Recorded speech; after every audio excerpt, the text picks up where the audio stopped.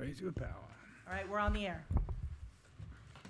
Good evening, everyone. This is the Planning Board meeting, reorganizational meeting and hearing for January 23rd, 2024. Call to order and statement of compliance. Adequate notice of this meeting and hearing has been provided by posting a copy of the public meeting hearing dates on the municipal bulletin board and website, by sending a copy to the Echo Sentinel newspaper, and by filing a copy with the municipal clerk. Standard board procedures. Any meeting or hearing conducted by the board is a quasi-judicial proceeding. Any questions or comments must be limited to issues that are relevant to what the board may legally consider in reaching a decision, and decorum appropriate to a judicial meeting or hearing must be maintained at all times. Meeting cutoff. Announcement is made that as a matter of procedure, it is the intention of the planning board, intention of the planning board not to continue any matter past 10:30 p.m. at any regular or special meeting or hearing of the board unless a motion is passed by the members then present to extend the meeting or hearing to a later specified cutoff time. Electronic devices. All in attendance are asked to mute cell phones or any electronic devices as to not interrupt the proceedings. Pledge of Allegiance. Pledge allegiance to the flag of the United States of America and to the republic for which it stands, one nation, under God, indivisible, with liberty and justice for all. Okay, next on the agenda is our oaths of office for our new appointees and reappointees. We have Deputy Mayor Scott Lavender as Class 1 expiring December 31st, 2024. Teresa Dill, Class 2 expiring December 31st, 2024. Brendan Ray, Class 3 expiring December 31st, 2024. And new member Tony Opalka, Class 4, expiring December 31st, 2027. Welcome aboard, Tony. So, Mr. Board Attorney, would you please administer the oath?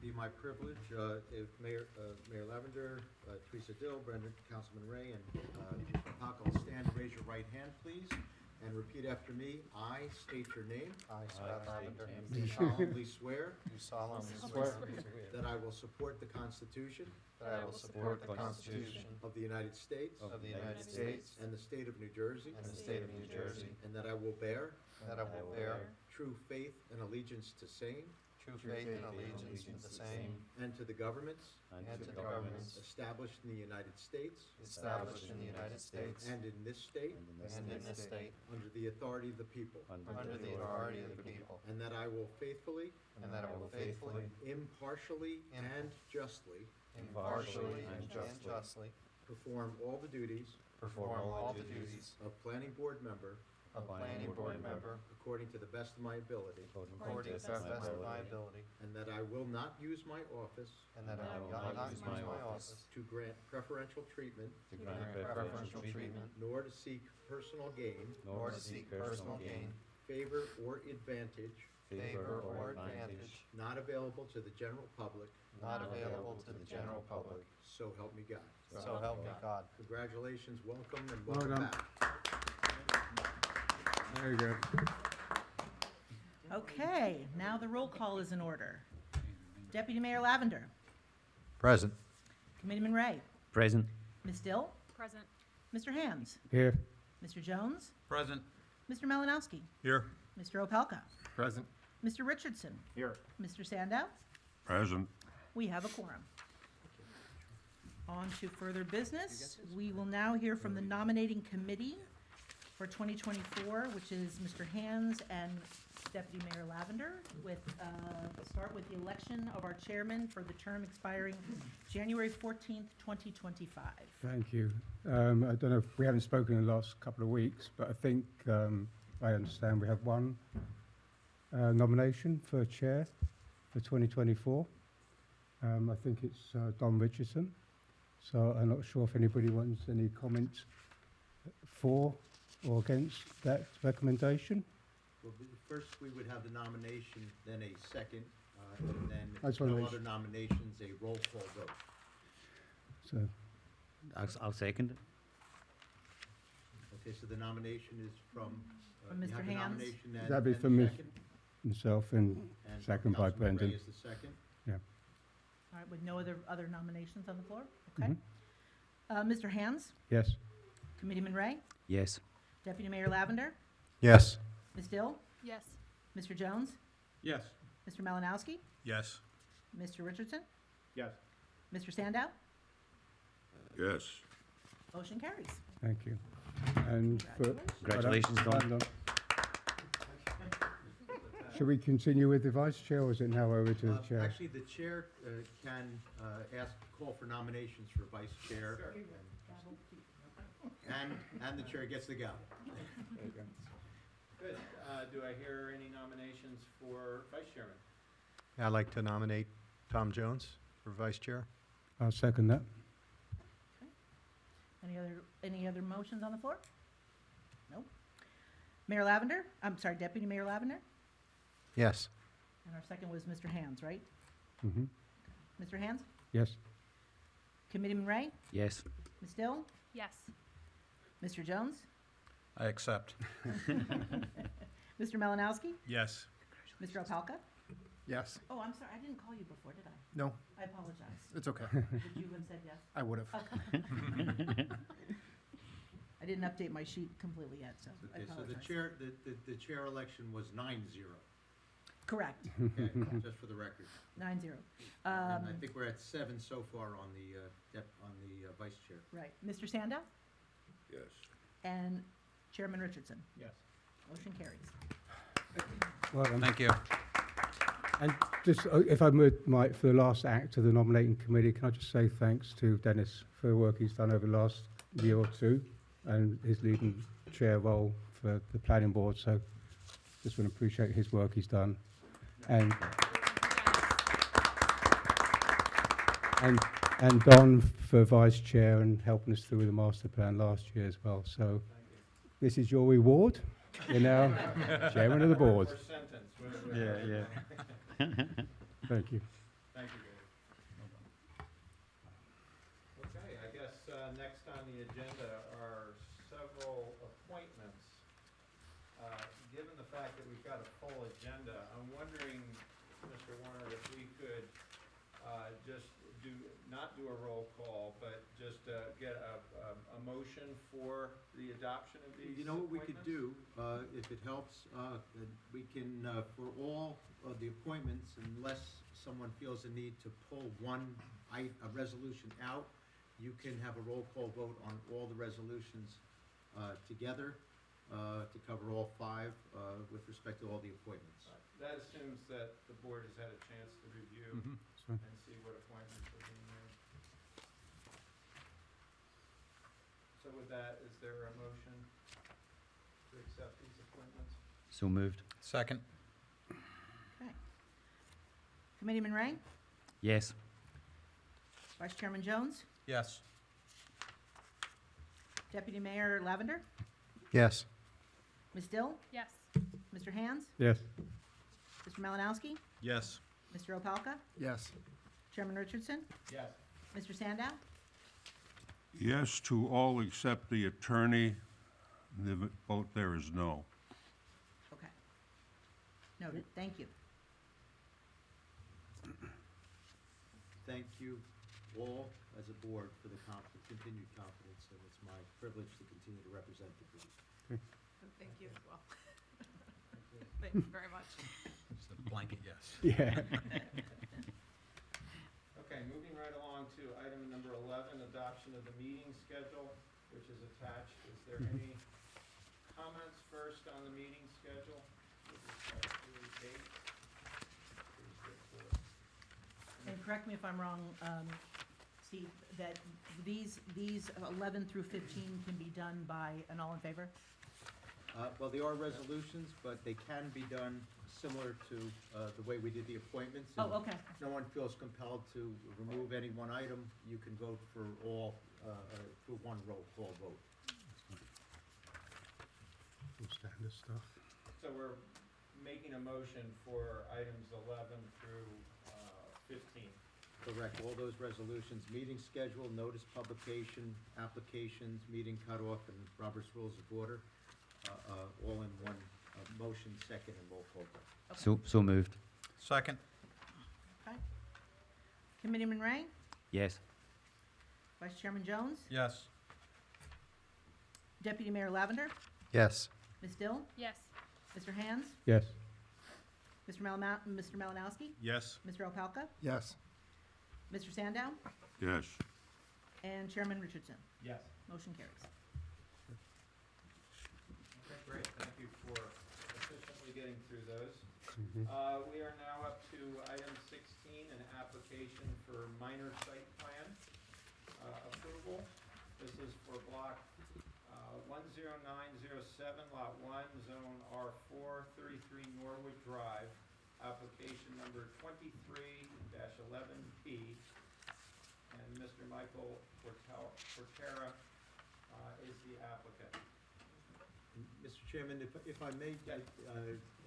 and I apologize if it's out of order, but there was originally considered one other matter for this evening, and I think it's appropriate if we announce, just to make sure no one's here for it, then that is a matter that has the determination was made that the jurisdiction actually lies with the zoning board of adjustment, not with the planning board.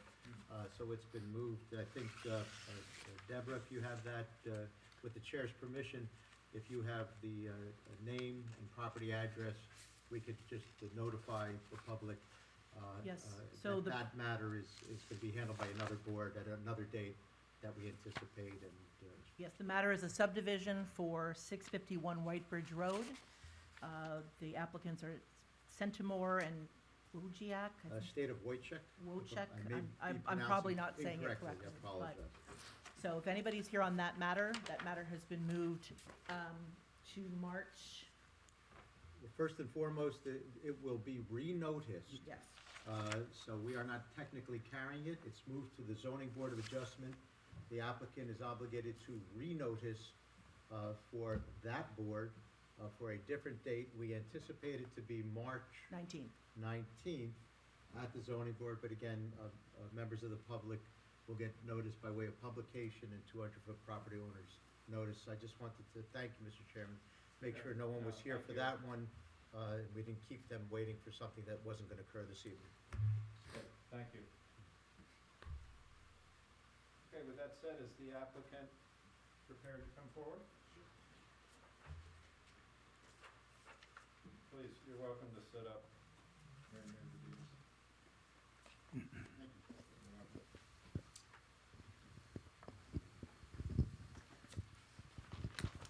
Michael, make sure to talk into the mic. Sounds okay, right? Yep. And as applicants preparing, with your permission, Mr. Chairman, we did have an opportunity to review the notice, found the content to be sufficient, found it to be timely served and published. So more importantly, the board does have jurisdiction to hear and decide the case this evening. And at the appropriate time, I'll swear in all the witnesses, including our board professional, singular, our planner this evening. And do you have legal representation, or are you representing yourself in this? I'll be representing myself tonight. Do you have any other witnesses? I have a couple of neighbors that came in to support the application. Okay, well, that'll come then. With your permission, Mr. Chairman, Yes, I'll please. swear in the applicant and our board Yeah, planner. Please, thank you. If you'll both raise your right hand. Do both of you swear to God or affirm that the testimony you're about to give is the truth, the whole truth, and nothing but the truth? I do. I do. Thank you both. Back to you, Mr. Chairman. Good, thank you. Would you like to present a summary of your application, please? Sure.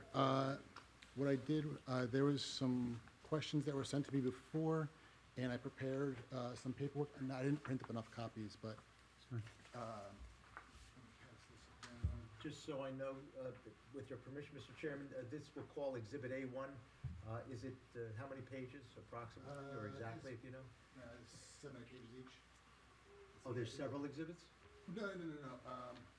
Or are they all the same thing? They're all the same thing. Okay, it's A1 is a compendium of approximately 7 pages, and what would we call it? Applicants' exhibits? Sure. There were some questions raised. I wanted to answer them in advance so that you could see what my thought process is. And there was also questions of floor plans. I wanted to demonstrate the math involved there. And also there's a question about my credentials. And so I wanted to give some copies of what my credentials are so you can see them for yourselves. we can, with the chair's permission, we can just, call it May 1, and as we go page by page, as the witness wishes to direct our attention, he can do so. So that's fine. We'll take a few, and Deborah will have to have one as well. Sure. The official copy. I can take one after the fact if there's not, so the board members can get them. There's 9, if you have 9. If not, there may need to show. Oh,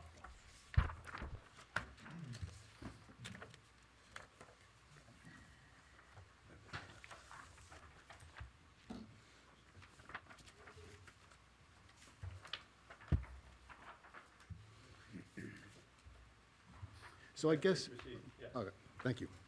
I guess as an introduction to myself, my name's Mike Portera, recent resident, just recently moved into Gillette. Really very happy with the town. It's been really nice. We've met several neighbors and made friends in the area. And one of the things that we had wanted to do, my wife and my son Jack, and then they're kind of walking around a little bit, is I'm an acupuncturist by trade. Specifically, I work with pain management and orthopedic complaints. And I work a full-time job in Wayne. But when I'm done with my shift, my full-time job, I was hoping to be able to treat some patients out of our home. Nothing too extensive, just a couple patients here and there, and be able to still keep an eye on my son Jack, as not have to be in a different location and still be present for what his needs are as he's growing older. So that's the introduction to what my concept is. It would be a one-room practice. I really wouldn't be able to see more than one person at a time, nor would I want to. I think in a overall concept of what I would like to see, right now, I would probably see 1 to 3 people a week currently, and have that eventually become, things moved well, 3 people, 4 people a night for 3-4 days of the week. So I think we're talking about 12 to 15 people in my idea. And at that point, if I was still growing, I'd want to rent a different space and not work out of my home at that point. But I do want to be present for my son as much as I can. So that's the overall idea. I guess before I continue, are there any questions from that? You guys? Have No. you completed kind of your summary? I want to give you an opportunity. At least for an introduction, there were some questions that were posed to me before that I have some responses to, but as an introduction, yes. Okay.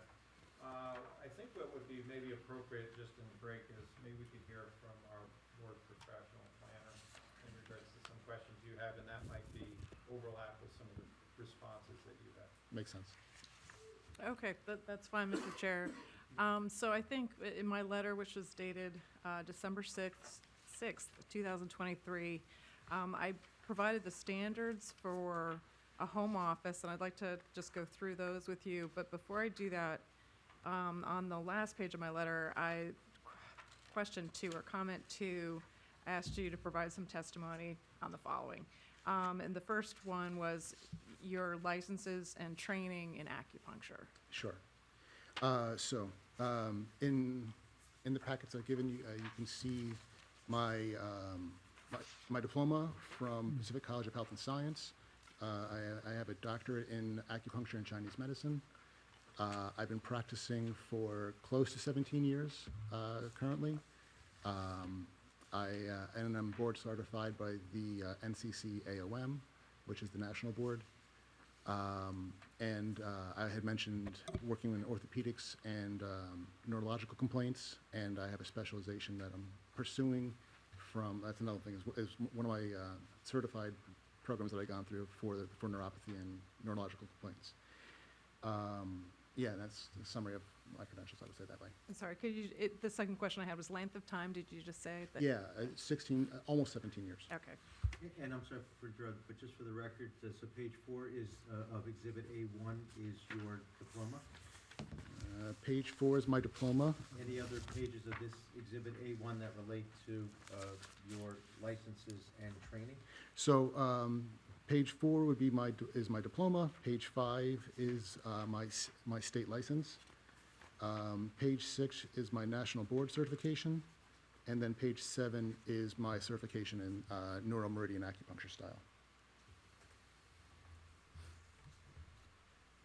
And I apologize That's for the fine. interruption. Yeah, of both No, the- no, no. That's fine. Yeah. Both the chair and our planner, but just wanted to make sure we were following along with the documents.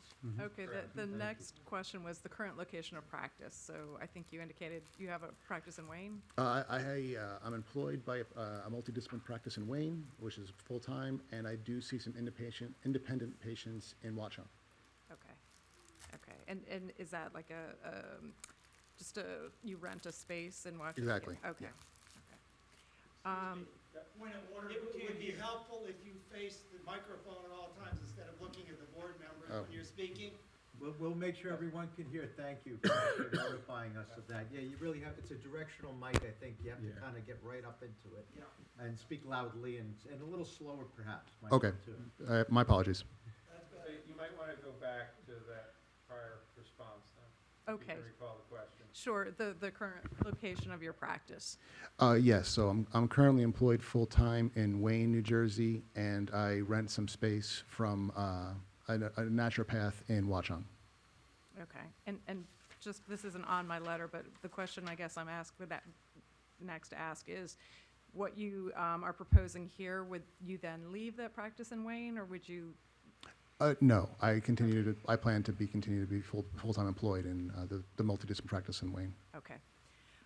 So the next question was the proposed hours and days of operation. Yeah, that response I put onto page 2 of the handout here. My thought roughly would be Wednesday, Thursday, Friday, 5 to 8, I would have availability, and then Saturday by appointment. Okay. And what hours of the day typically would you see patients? Yeah, pardon me, I may misunderstand. It was those same hours. It was the Wednesday, Thursday, Friday. Oh, but do you see people in the morning? Or I think you said night before, so. Oh, I see. So, where I'm employed full-time in Wayne, it's morning, afternoon, evening. My intention for the home office would probably be that handful of people in the evening, most likely. If I happen to see a person in the morning, it's a maybe, but it's not my plan currently. So is evening sort of after 5 or? Evenings after 5. Okay, and then do you know till what time? Again, I would think between the hours of 5 and 8 o'clock. 5 and 8. And forgive me, how long is a typical? Oh, so it depends on who you ask. And with how I practice, I typically see a person for about 45 minutes. Okay, so the next question was the typical number of patient visits per day, which I think you testified to. Yeah, 3 or 4 would be on the upper side. Okay. The next is the number of employees on site. Myself. Okay. Yeah, that's something I also answered on the paperwork. If I were to have an employee, it would probably be a receptionist that would work remote. I don't expect to have any. I can't imagine having an on-site employee. Okay. And then if patients, when they would come to your home, where would they park? Yeah, so the way I would see that working is there are 3 parking spots in front of my garage, and they would use those spaces. So you have, do you have a 1-car or a 2-car garage? It was a 2-car garage with 3 spaces in front of it. Okay, okay. Okay, so that's, I just want to move to the section of the ordinance that deals with home offices. So the first one, the first standard is that not more than 25% of the floor area of 1 story of the dwelling is devoted to such use. And so I had some questions in the application materials because it seemed like the floor plan maybe it came from like a real estate ad. Exactly. And it didn't seem to correspond to what you had measured. Yeah, when I had submitted that, I had thought that just visually looking at the space would be sufficient because to my eyes, I'm like, this is considerably under 25%. But then when I saw your question, I said, yeah, no, I need to measure out more accurately. which again, that's actually the first part of page 1 of the handout. Total square feet of the first floor is 1,280 square feet, and the proposed office is 177 square feet. So the math of that works out to be about just under 14% of the first floor. Okay, so can you go through how you got to the 177? I apologize, I don't have the handout. So, Yeah. can you, it's fine, but can you just explain it? Yeah, so I just used a tape measure and just did length and width in inches, and then made a table of each of the rooms. Okay, and is the living room, is that what you're counting as the 170? There's a room marked bedroom on the printout. Okay. That would be that room. And so that's the office? Yes. Okay, Yeah. and so then, I know that there's a foyer between, obviously, the outside You have to and walk through the there. foyer, sure. And so would that be used by your family as well during that time? It wouldn't be just devoted to, Yes, I would, Practice. exactly. okay. Okay, so the next question is not more than one person, not resident in the dwelling, so this isn't worded very well, but essentially, you potentially will have one person employed remotely who doesn't actually live in the house, potentially, your Potentially, receptionist. yeah. Okay. Next standard is no show window, display of merchandise or product or other demonstration of such use other than a sign as permitted. And so I guess the first question, would you have any display of goods or services or any sort of indication? No, that's not something I would want to do. Okay. And then per the ordinance, you could have a single ground sign that would be 4 feet by 4 feet. Do you have any intentions of doing that? I think if it was okay with the town, that would be nice. If it wasn't approved, then that would be okay, but given the option, that would be nice. Okay. And then the next one is off-street parking is provided in accordance with this ordinance for both the home office and the single-family residential use. So you're going to ask what the standard is. So I think for the home, which is it's the RSIS, which is the state regulations for residences. And my understanding, how many bedrooms are in your home? Well, so it's either a 4-bedroom home or a 3-bedroom home with this office, depending on how you look at it. Okay, so for a 4-bedroom home, let's just be conservative. For a 4-bedroom home, you'd have to provide 2.5 spaces. And then for the 177 square feet, you would have to provide, per our ordinance, let's say we categorized you as a professional office, that'd be 1 per 250 square feet. So you would need to provide 1 parking space for your 177 square foot office. So altogether, you would need to provide 3.5 parking spaces. You're saying you have 3 in the driveway? Yes, I agree. 3, and then your 2 garage spaces count actually as 2 parking spaces per RSIS. Anyway, so you should be fine. Great. Okay. Mr. Chairman, I apologize, but before we leave the parking, are we certain that we have 3 parking spaces, 3 proper spaces in front of the garage? Right. For purposes of RSIS calculation? Right. And I don't know, I don't have the hand, are there any photographs or anything of the? I don't have any photographs of that. I mean, we regularly park 3 cars in front of it. Hold on one second, we have a question from a board member. Mr. Sandow? Do you actually use the garage to park your cars? Currently, no, but if this was part of this process, then we would make it that the garage was for cars. So the fact that grass is growing in front of the garage doors and the glass is broken in the garage doors so it can't keep heat does in fact confirm the fact that you park your cars in front of the garage.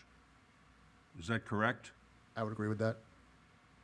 Now, how long is the driveway between what passes for a street and the front of the garage? I would wager between 10 and 12 feet. But I haven't. Just long enough for one car in front of the garage door. Yes. And the street itself is a street that's improved to town standards? I'm not sure what that means. That means curbed, paved, drained? It is currently a gravel road, not paved. And how wide would you estimate that gravel right-of-way is? Between 8 and 10 feet, as a guess. So that if a car were to park on that gravel street, if they could get in through the snow, the street would not be wide enough for another car to pass them. I would disagree with that, actually. Several times I've seen a car parked. In fact, I actually had a contractor come by to give us an estimate where he parked behind my cars, and the water company drove right past him without a problem. Is that street maintained during the winter? Well, the town hasn't been plowing it. I called once to have it plowed, and they did, but I didn't want to be that person where I was always calling, asking the town to plow it if I could drive on it myself. So we cannot be sure, what is the name of that? Is that King Street? That's King. So if King Street is not regularly plowed and it is a gravel street 8 to 10 feet wide, we can't rely on that for patron parking. They would have to park on Norwood. Well, I guess under that premise, I would be more diligent about calling the town and asking them to plow the road. Well, can we just return back to establishing how many parking spaces there are in front of the garage? Because I think, from what I heard, there's 3, Right. and you need 3.5, according to the ordinance. You do, but in the garage itself counts as if it's a 2-car garage. Okay. But So that would be a total of 5. But hold on. But Yeah. what Steve was pointing out is per RSIS, those spaces in the driveway have to be 20 feet wide for a length of 18 feet. And if I may, Mr. Chairman? Sure. Liz, is it your as our board planner, is it, Ms. Laney, is it your understanding that for RSIS purposes, with respect to the garage spaces, which, if we have testimony that they are sufficient in length and distance, regardless of their current usage, they still constitute parking spaces? There's nothing in the RSIS Or not, that I'm asking. it doesn't differentiate.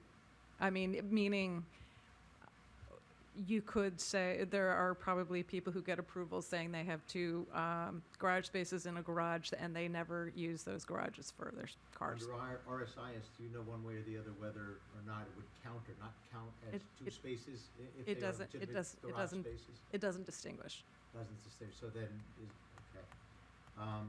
So assuming arguendo, two spaces in the garage, we still need to establish where at least, according to your calculation, there is 1.5 spaces remaining?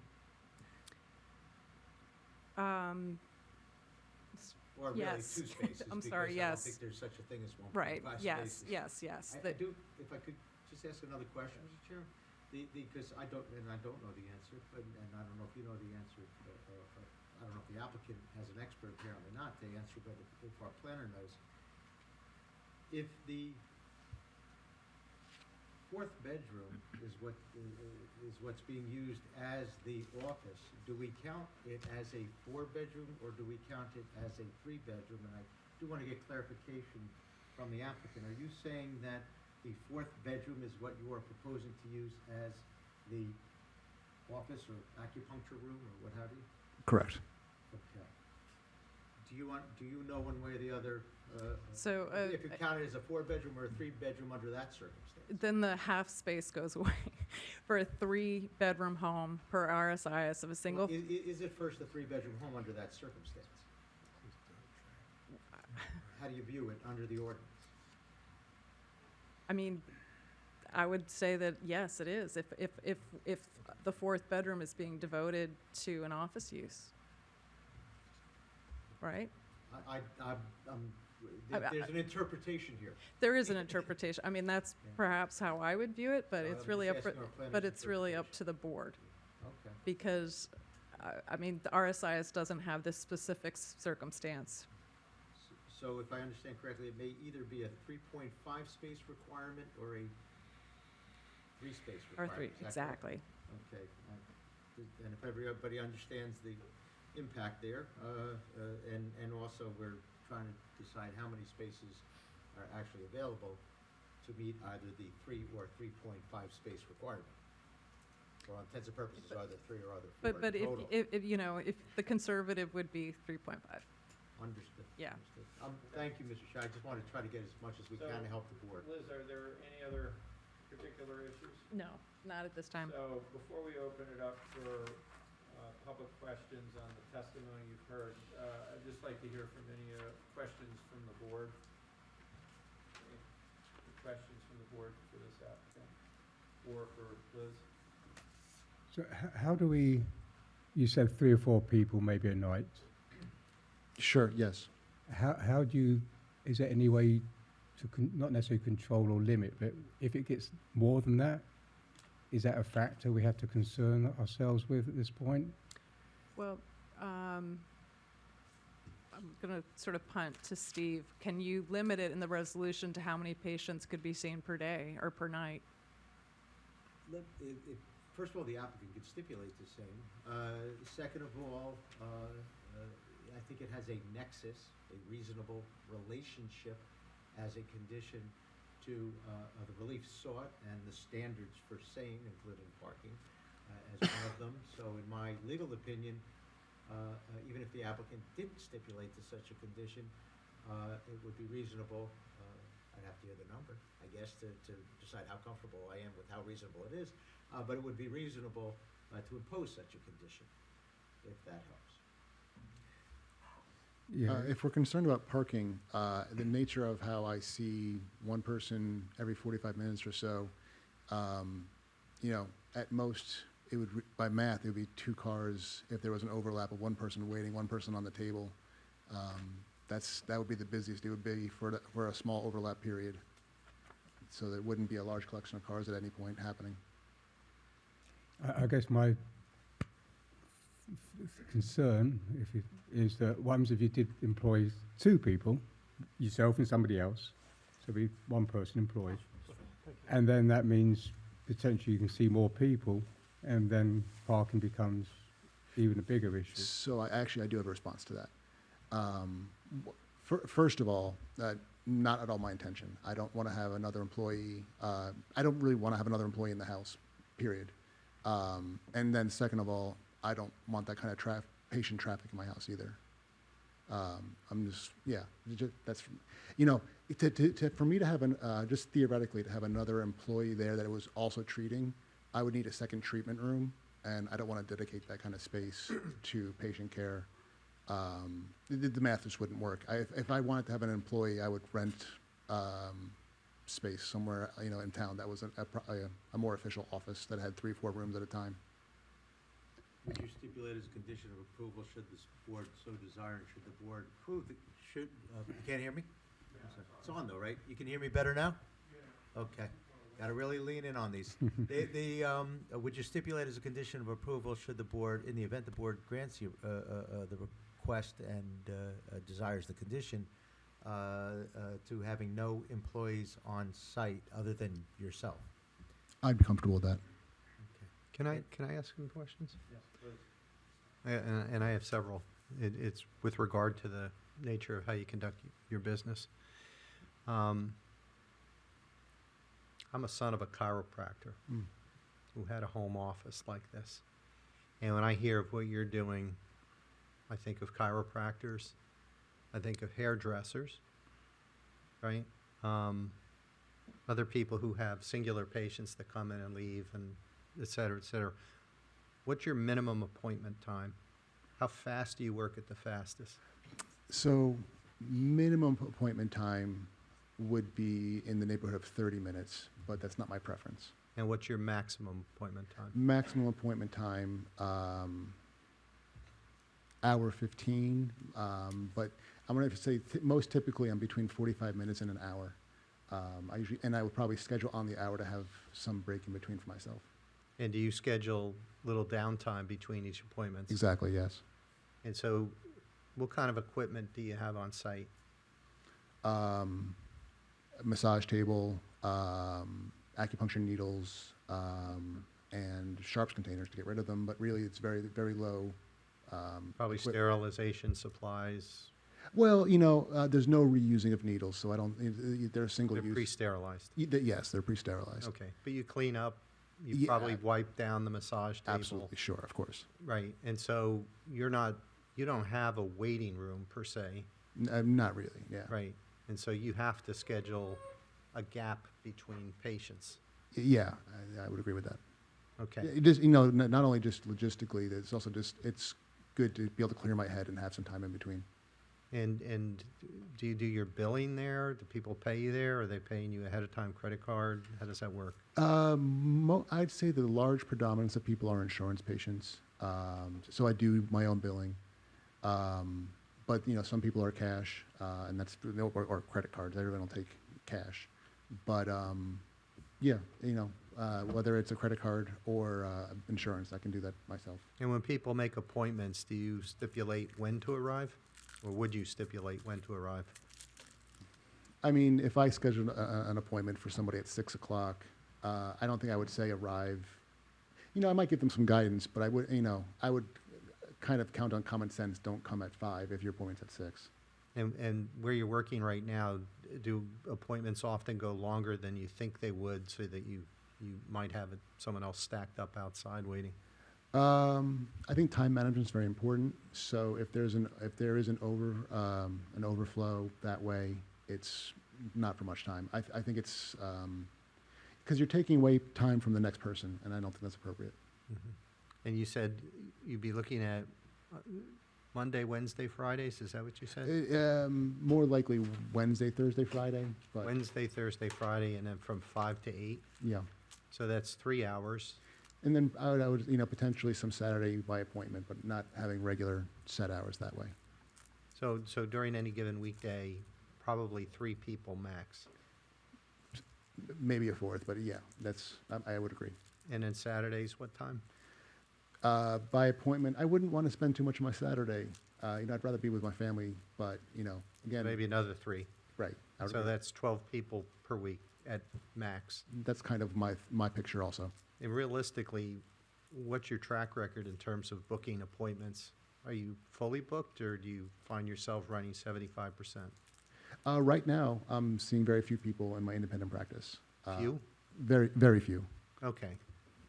So previous to COVID, I was just independent practice, and then when COVID hit, everything got shut down, and so I went to full-time employment with the chiropractor, physical therapy, acupuncture practice, and it's been quite nice. I like the group of people that I work with, but since then, it's just been a smattering of people that have followed me since pre-COVID.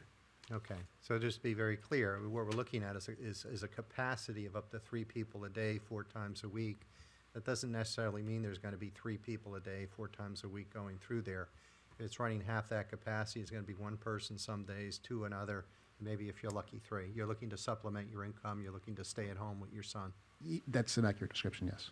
Right, thank you. But I think the issue that comes to mind is, are you looking to go back to being fully independent as you were prior to COVID? Currently, no. Again, I enjoy the group practice that I'm working with. If it came, and I kind of described it a little bit before, that if it came to a place where I was consistently seeing that 12 people, as we're talking about, but even if it was 15, like 15 is the absolute upper limit of what I would picture If it got there and I was consistently there and I wanted to add more hours, I would use a different space. I wouldn't want to do it out of my home. Any other questions from the board? Yeah, Liz, in the residential zoning, is there a time limit that they can have people as, if they're working out of a home office, is, The ordinance is silent Silent. on that. It's very quiet on a lot of things, Yeah. to be honest. in the commercial zone, is there something that, I- like when, Let just me- because it's yeah. part of the stipulation, making sure that putting an upper boundary that is no later than the commercial time zone should be a stipulation that he can't do residential home office past where commercial. Let me double check. It is in the code. Okay. Okay, I'll double check. Thank you. Any other questions? Just, are all the patients walk in, walk out, you don't have anybody with wheelchairs or? That's a good question. I don't have a ramp, I have stairs. So if a person wanted to work with me and they were wheelchair bound and or just incapable of walking up the 3-4 stairs, I would then offer a home visit to their home. I wouldn't, yeah. So you do house calls? Not frequently, but in that situation, I would.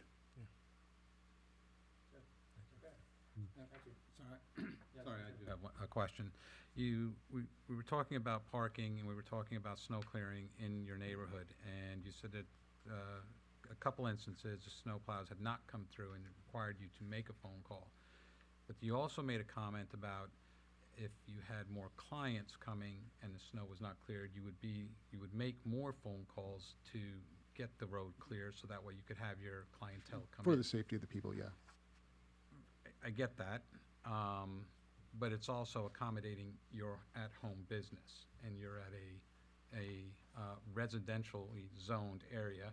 Keeping in mind, you do have a business up the street, and you also have a faith house up the street. Is that right? If I got my orientation on Norwood right? Yes, that would, yeah. That's Right, you're accurate. at the liquor store on one side, you got Jehovah's Exactly, Witness on yes. the other. Yeah. Okay. So, it seems like you're going to be needing or requiring, DPW is out there doing a really good job out there clearing the streets, but you're going to be looking for a special case if it seems like your street's not clear for when you need your clientele to come through the door. Well, my response to that is, more than anything else, I think that DPW doesn't know that it's a street. I think that they're ignoring the street because they think it's my driveway. And I just didn't want to keep calling the town and reminding them because, that was my thought. But, I mean, it is part of the town streets, so I would think that would be something that they should be doing anyway.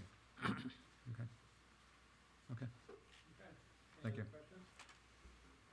Okay. Mr. Chairman, Yes. before we go to the, with your permission, I was wondering, based upon the questions that were asked by board members, there might be additional potential stipulations that I could seek from the applicant. It doesn't oblige the board to do anything, but if it's a stipulated to condition, it's there for the taking, so to speak, in the event the board wishes to grant an approval or consider the condition as potentially mitigating detriments. So with that, I think there was a discussion of an interval or a gap between patients. Is there something that the applicant is willing to stipulate to that would be a required gap between, in scheduling between patients? Shouldn't we hear public comments first? We could come back. Okay, I'll hold the potential. We can go to public I comment. think I'd like to hear from the public. Or public questioning. Yeah, questions, exactly, so. With that, if you could come up to the podium. And it's just questions on the It's just testimony. questions specifically to the testimony that you've heard, please. Thank you. It's more just understanding, And I'm sorry, we'll need a name and address. sorry, 47 Norwood, Southampton Road, 3 houses down. Do you guys regulate the businesses that you allow? You might have to pick up that mic, I'm sorry. You You could take it right out of the. Is it on? I don't even see the green light on. Was Try to speak into it. I think it's on. Come on. Is the green light on? Or did it die already? I can speak loud.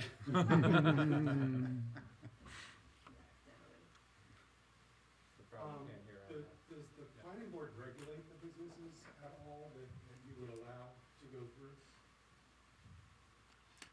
There is no regulation. We appreciate the fact that you can speak up, but those folks who are watching it on TV can't hear you because you can't shout all the way to Millington. I think you can. Wait 1 second, we're getting some batteries for you.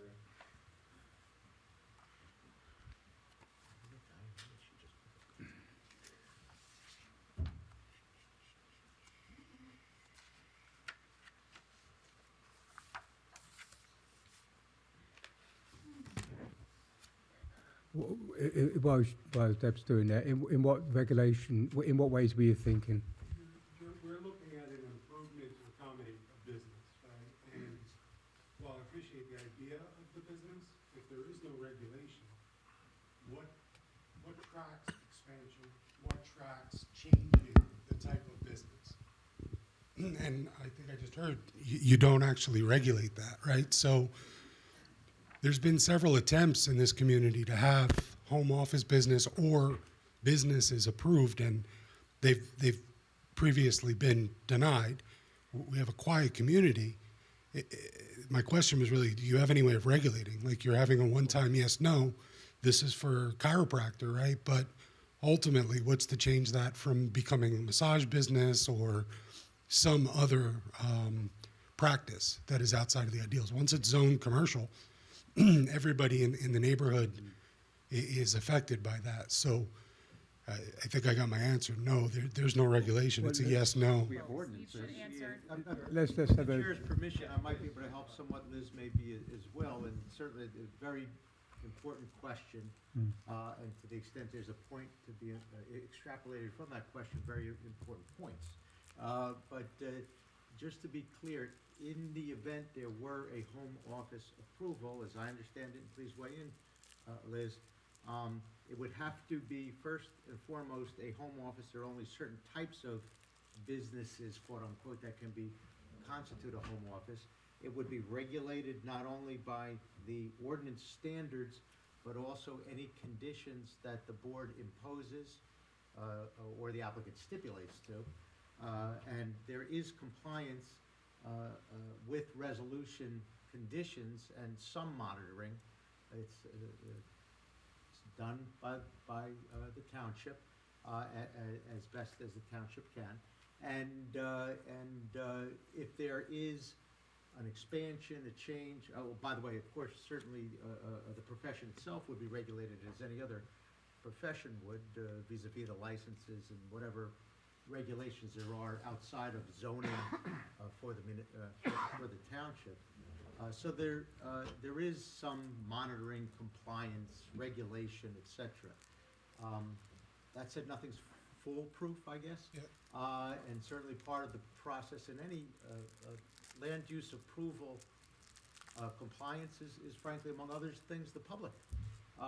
If something is happening, oftentimes municipalities find out by being notified by someone. The second part to that, I'm less concerned, on the existing owner, the existing business, but when they move, it's already zoned that way, so whoever comes in can change it to a different Well, again, it business? wouldn't be a change in zoning. No. And again, No, just to weigh in, but this is not a rezoning. This would be allowing a particular use, Right. very particular, with certain regulations, but maybe. Yeah, the ordinance currently permits home offices as an accessory use in all residential zones. So it's not a rezoning, it already exists.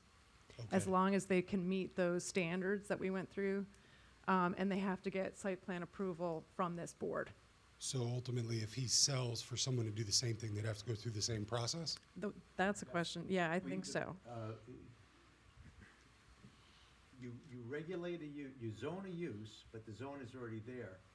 If the home office is permitted, it can be tailored appropriately, including with respect to a requirement that if there is a change in the owner occupant, that at the very least, there could be a revisiting by the board as a condition. I believe such a condition would be reasonable and not violative of the law. Could we also include, could we also include a condition that says if the home is sold, that agreement that we're talking about today is then null and void, it doesn't follow the sale? When you say agreement, I don't know what you mean by Well, agreement. Approval. The resolution, Resolution. sorry. as a condition? At a minimum, because one of the things in zoning is you cannot zone or by user, only by use. Mhm. So you can't pick whose store gets to be in a commercial, zone for a property, a premises for. So at a minimum, there can be a requirement to revisit with the board by way of the same standards applicable and the need for a site plan, so that the board would retain jurisdiction. That can be done. Candidly, I don't know that we can say the approval is good only for you, and it's not good for anybody else, so to speak. I think where I struggle is like you have the electrician who has his van parked in his driveway, and he uses that as his home office. But then when he goes to work, he leaves his driveway and he goes off about his business, and the day comes back, goes into his home, does his billing, calls his customers, does everything inside. No marquee outside of the van that's parked in the driveway. He has clientele coming to his house, and they'll be parking either in his driveway and realistically in the street. They could be parking in the street not knowing. So I struggle. I'm sorry to interrupt. Yeah. I do want to just make sure we stay on track with some of the public. Fair enough. Okay, then I'll park my comment. Please, thank you. My last one was on that concept. As someone who has spent several years plowing that for a prior owner, that street, the end of King there, it is not maintained by the town. I think for safety reasons, for the co-adjoined lot that also is there, the excessive traffic, I think the town should and would have to pave that area for it to be maintained. And we'll have an opportunity after we get through questions on testimony for more general comments. Do you have any specific questions for this applicant? Is the town willing to pave that road the way that it should be? It's a gravel road currently, and it is not maintained. That's beyond what this application is about as far as paving the road. But Okay. I appreciate your comments. Well, All right, also, thank you. if I may, Chair, also beyond the scope and fairness of the planning board. Planning board doesn't have that authority, only the governing body on behalf of the municipality would, but, Right. yeah. Thank you for your questions. Anyone else? Is this questions only and testimony? Questions on the Yes. testimony, and then there'll be an opportunity for more general public comment before a vote. During the public comment period, the difference is I'll swear you in, and then you can make your comment. It counts as testimony, Right. just like the applicant was sworn in. At some point you will announce that it's a public comment. Yes. After the questions, probably, yes. Yeah. Good evening, Richard Miklas, 127 Riverview Avenue. I cringe at the reference to this being a road. Coming from the paved road of Norwood Drive, going onto this large gray gravelled driveway or access road, what would you consider the dip coming off that main roadway? Excuse me, that again, I think is starting to go beyond the testimony in regards to. Well, I'm trying to make a point here that the people aren't going to be driving on this road. This road, for many years, I've only considered it as an access road. Sir, before you testify, if I may, Mr. Chairman, may I address the concern with the question? It might be a relevant question to the extent the applicant can answer it for purposes of this hearing.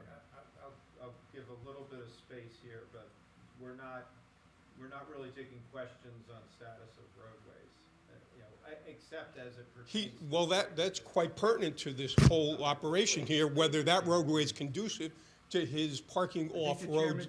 Sir, the chairman said you could ask the question, and he could answer the question if he can. Do I have Do to you want to repeat? repeat the question? I mean, what is the dip? I don't know how to answer that. Do you have an estimate from the height of Norwood Road to the flat part of the driveway or access road that you are putting forth as your off-road parking, the access to your off-road parking? I'm sorry, I'm not trying to be thick or anything like that. I don't understand what you're asking me. So you're saying when, Rephrase the question or provide additional clarification. What is the height from Norwood to the access road you're referring to as your To where, off-road parking? To where the cars are, I don't know, 5, 6 feet? Is Norwood and that access road level? Are they level together? No, there's a decline. Okay, that was my question. What do you consider the height of the decline to that roadway?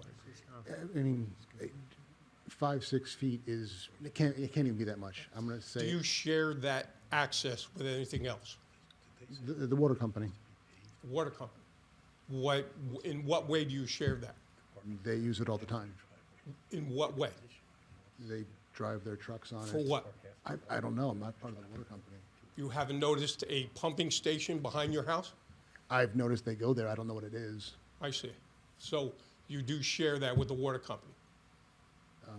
I share that with everyone in the town. You're welcome to Okay. drive on it yourself, And too. you testified that it's 8 to 12 foot wide, correct? These are estimates, I never measured it. Okay. And it's pure, large gravelled road? Sure, yes. Okay. Thank you. Great, Thank you. Any further questions on the testimony you've heard?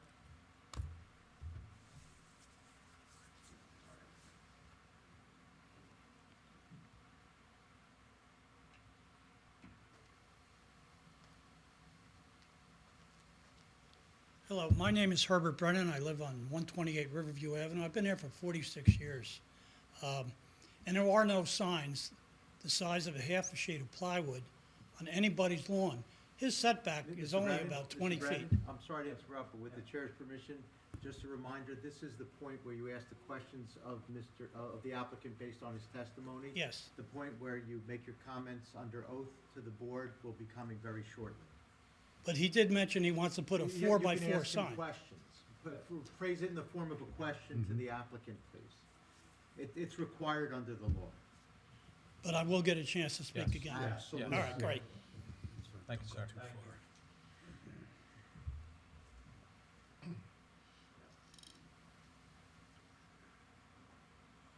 I apologize. Thought of another question. Yes. Richard Nicholas, 127 Review Avenue, Gillette. I heard you testify before that you believe 2 vehicles can pass on that roadway without having a problem. Sure. Okay, so a American water truck and another vehicle can pass each other on that gravel road without anyone going onto the grassy area? What I saw happen was that the contractor that was coming to my house was half in the road, half on the parking spots, and they got passed. So that first vehicle was not fully on the roadway if another vehicle had to pass, correct? I mean, it's not a 2-lane road, so, Okay. yeah, no, I mean, it's enough for a large car to get by, and I've seen people get past each other, but Am I allowed to ask the committee questions? Not, Mr. Chairman, not really, but if it's something that, with the chair's permission, if it's something that a board professional can help with, I defer to the chair. Are you seeking clarification on, Yes. I'm seeking clarification on the knowledge of the board having of this, I will call access road, not a roadway. It seemed like Mr. Sando had some knowledge of it, but I'm wondering if anyone on the board actually has looked at this access way. Mr. Chairman, I can address that in a general sense with your permission. The board members do drive-bys, for lack of a better term, and also have knowledge just as residents, as does Board Member Sando. They also bring their knowledge. That's why land use boards are made up of residents of the community, and courts give them deference, special deference, because the courts recognize nobody but the members of the community know the intricacies of the properties in the community and access ways, et cetera, et cetera. So they have knowledge, and the board members also know because they take courses and they're trained. But when they have relevant knowledge to the application, personal knowledge, they share it. in the context of asking questions, as Board Member Sando did a very good job of doing earlier. So the answer is generally yes, they do, and that's an important part of the process, and they share that knowledge by questions, and then they deliberate also, and you'll hear in their deliberations, no doubt, some of their knowledge.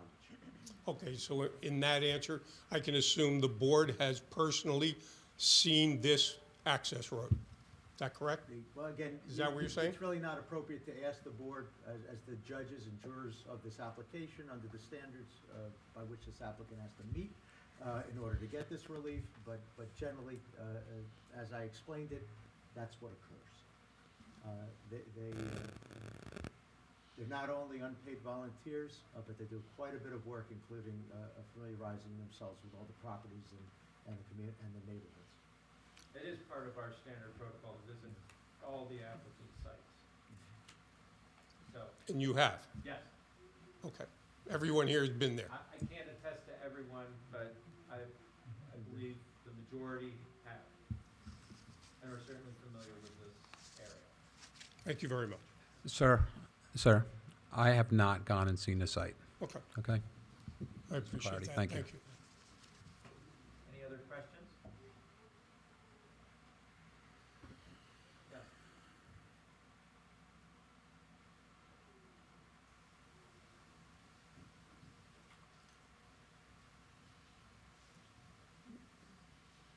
Afternoon or evening. Miguel Casais, 169 King Drive. My question really is, I'm new to town. I think Sal brought it up, who monitors, the licenses in the event of approval, if they want to change from an acupuncturist, maybe add chiropractic, during the same hours, for example. How many times is that followed up on by the town? Because as you mentioned, they're unpaid volunteers. Who monitors this? This is more for my knowledge. Thank you. How often is it monitored? Does he have to submit follow-up, documentation that he's still certified by the board? If there's complaints from any clients, like who keeps track of all of this? Because especially since it's like a medical services, if there's a complaint and your license is stripped for a certain amount of time, how will we know if something's being practiced under a valid license or a suspended license, or no longer any license at all at that point? The board of volunteers does not do compliance. The township as a whole does compliance, and the appropriate personnel, and I believe one of them is our zoning officer, who's also our board clerk, and wears several hats, is affirmatively acknowledging herself as one of those people. And that's compliance for any approval, and to ensure that the conditions of approval are maintained. It's not perfect. No municipality is perfect. No, I can agree with that. My concern is just that, especially dealing with medical services. If there's, God forbid, a patient that something happens. Question? Yeah, question back to. I guess my question is, if there's a stipulation in the event that it is approved, where they say, once a year you have to come back and provide that you still have a valid status as an acupuncturist. Because we all know that the whole parking on the street and surveillance, like, you're not going to know, if someone's coming into my home, you don't know if they're a patient or not. I'm not going to sit there in front of neither is the township. As you said, you can't wear 20 hats and be there all the time. So, my question is, if there's a stipulation that's put in there, especially dealing with medical issues, is there anything against there where you come every year and say, I still have a valid license, You're I'm still asking properly the practicing? applicant if he'll stipulate to something along those I'm lines? asking if there is one, would he have an objection to it? My reaction to what you're asking is that I can appreciate where you're coming from, but to do something where I would endanger my license, it's how I feed my family. So I try and keep myself so far away from anything that would be questionable. I'd lose my job. I'd lose my home. So. Yeah, Well, my question isn't, I know that you're not going to deliberately do something. My question is, are you willing to still provide documentation to the board and to the town that you're still running about? Sure, that's easy enough. Only because people are coming to your home I mean, So- it would be as simple as making a copy of my license every year and my board certification. It's a matter of photocopying things. That's very easy. Sure. And there's no, I guess to the, Deborah, ma'am. Currently, my hat is secretary. Okay. So I And can't to the testify. secretary, as there's to- no minimum requirement of how many times you would do your follow-ups or checkups or any kind of compliance. I think you mentioned there's no compliance though. Mr. Chair, can I ask a question with the relationship? Stipulated to conditions of once a year, so. Okay. And If that's- and when, if there's an approval, that might be a condition that the board takes. I'm just curious of how much follow-up is even done in the township. of one Can I ask a question that maybe, Does the home office still survive? Yeah. okay, I'm Michael. sorry. Wait 1 second. Okay, go, please, Mr. All right, Michael, so in the exhibit here, I see your license with the state of New Jersey. Sure. And what's the renewal period on that? I was actually just going to bring that up. It's a 2-year renewal period for the state license. It's a 4-year renewal period for my board certification. And does the public have access to information to validate your 24/7, yeah. You can go right now and look at it. So I can look you up tonight and see if you've lost your license? Absolutely. You could, right now, you could do it right now. Okay. It's online. Right. Good, that works for me. That works for you? Yeah, because I'm not sure, I come from a city, so where there's departments for this, and I didn't mean to, anything deliberate that you would harm anyone, but like I came from law enforcement. I didn't harm anyone, but I still got complaints, right? So sometimes complaints suspend your license, and in that event, then I would like to know, because if there's people coming and someone gets hurt, then you have to get medical services involved, and it can spiral into more issues into the neighborhood. So that was really my question. If it's publicly accessible online, then that's even better, because I don't have to depend on the board or bother Miss, I'm sorry. Coots. So, all right, thank you. Thanks. Appreciate it. Thank you for your service. Are there any further questions on testimony? Okay. Oh, one more?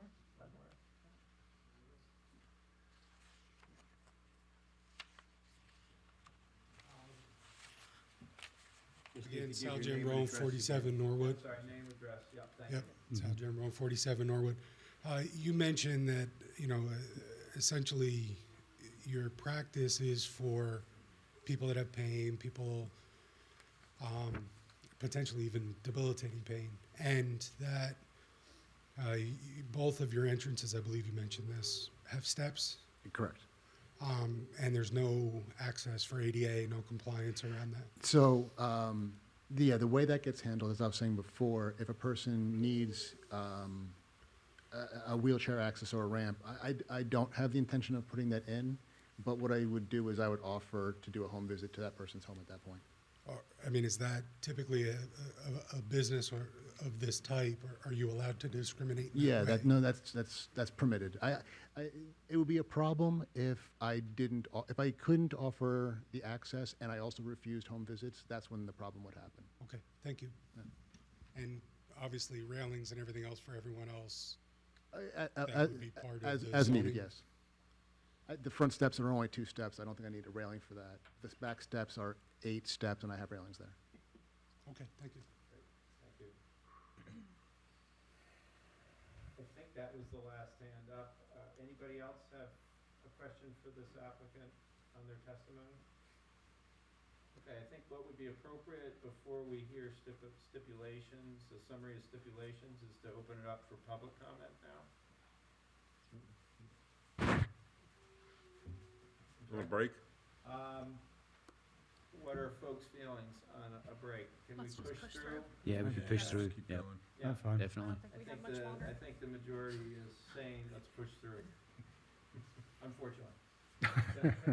For those who have a smaller bladder. We now are opening this hearing up for public comment. Again, of course, we'll need your name and address, and I'll swear you in, and then you could make your comments. And we request that you try to keep it reasonably brief. Thank you. Yes, will do. Good evening, Lars Kronberg. I live at 115 King Drive. I've only been there 30 years, Herb. If you could raise your right hand, please. Do you swear to God or affirm that the testimony you're about to give is the truth, the whole truth, and nothing but the truth? Yes, Thank you very much. Please proceed. thank you. You might want to pick up that mic. It is a directional mic if you can. Just pull it right out of there if you can. How's that? Is that A better? little bit better, but you do You need pull to- it out. pull Yeah, it there you out. go. Talk right into it. Okay, thank you. As I said, I'm Lars Kronberg. I'm 115 King Drive, been there 30 years. And there's 3 points I'd like to speak to. And part of those points, I think, get back to Board Member Hand's first question. I took that question as a theme of what's next. And that's some of the things I'd like to touch upon.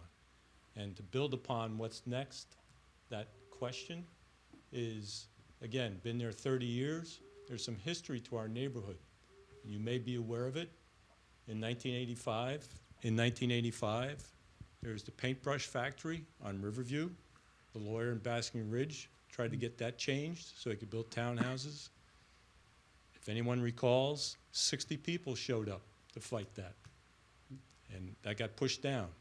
That was 1985. And then about 15 years ago, the same lawyer in Basking Ridge showed up again, went after it again. We organized, and we stopped that. The next thing that has happened to our neighborhood is you guys purchased property at the end of the street. We don't know what you're going to do with the property at the end of King Drive, but that's impacting our neighborhood. What we see are changes occurring to our neighborhood that we have our duty to be aware of and to react to. Now, I don't even know, Mr. Patera, right? I understand this as a basic business decision. I get that. But getting back to the theme of your questions, what's next? It is let me paint a picture. It is a quiet, single access, residential, dead-end neighborhood. That is the #1 reason why I bought my house there. On the edge of town. I don't even know why I taught my kids how to ride a bike, because you can't go anywhere. But again, paint the picture. Quiet, single access, dead-end residential neighborhood. And I would tend to say that most of the people that bought there, that's why they bought the house. And to that point, moving forward, why they bought the house. It's the safety and security that comes with what I just described, and the market value. The market value that comes with that. The gentleman that spoke earlier, I think only 4 houses, maybe 5 houses have turned over in the last 4 or 5 years. There are so many people, there's about 35 houses in our neighborhood. There are so many people there that have been there for years. That just reinforces getting back to why they bought the house, the safety, the security, and the market value. And now we're talking about changes and what's next. We don't know. Getting back to the Everly property, what are you guys thinking about doing that? All I know is we're on a quiet, single access, dead-end street. But things are being discussed, changes, requests are being made that impacts our view, our perception of safety, security, and market value. All right? I cannot emphasize that enough. So, getting back to a point that I tried to make right in the very beginning, we organized, we fought back on the Riverview property, the paintbrush factory. We can do that again for any and every request, the current request and future request. And we will make ourselves very well known to all of you. And we will take every opportunity to make sure that people know and are aware of what's going on in our neighborhood and what could happen in their neighborhood. Thank you. Thank you.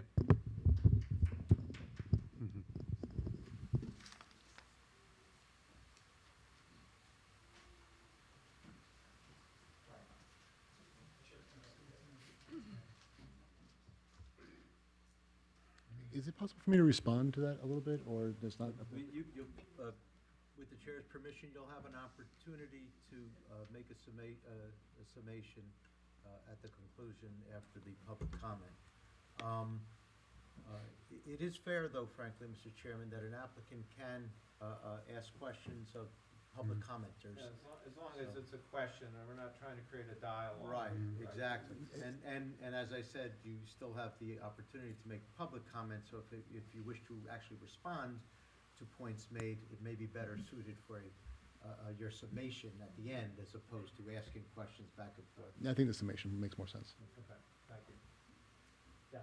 Good evening once again, Richard Miklas, over 30-year resident of 127 Riverview Avenue. Excuse me, we're just. Yep, will do, Mr. Chairman. Oh, I'm sorry. Just wanted to get the address again. Please raise your right hand. Do you swear to God or affirm that the testimony you're about to give is the truth, the whole truth, and nothing but the truth? I do. Thank you. Please proceed. Thank you. Good evening again, Richard Miklas, an over 30-year resident, 127 Riverview Avenue. As I would definitely agree with all my neighbors' concerns, I do have a few of my own. As a retired law enforcement officer for 32 years, my concerns focus on the parking and traffic situations I believe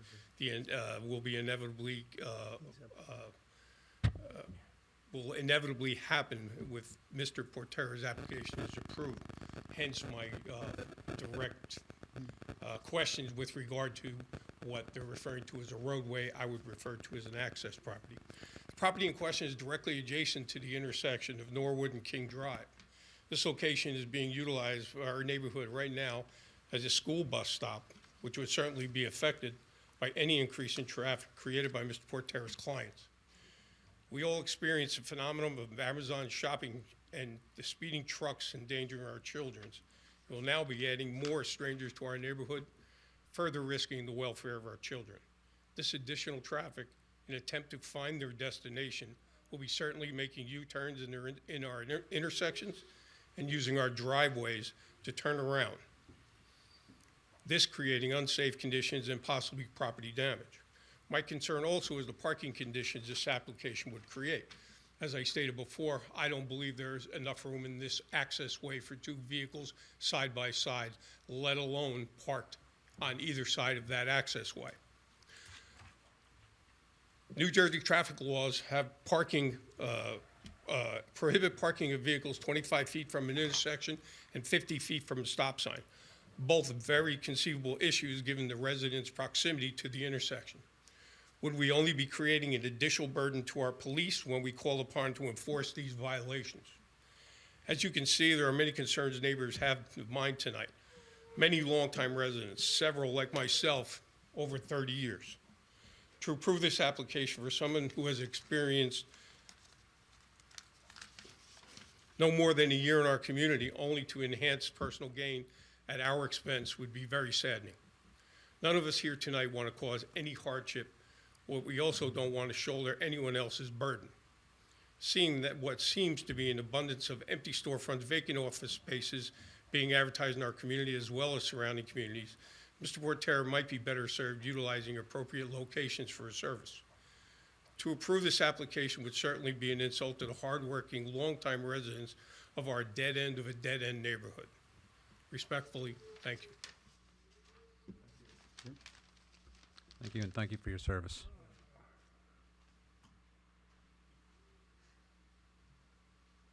Are there any further public comments?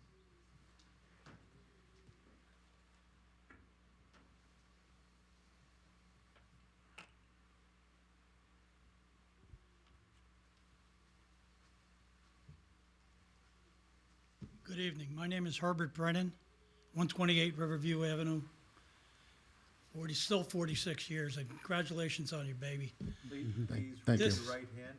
Mr. All right. Thank you. Do you swear to God or affirm that the testimony you're going to give is the truth, the whole truth, and nothing but the truth? Yes. Thank you very much. Please proceed.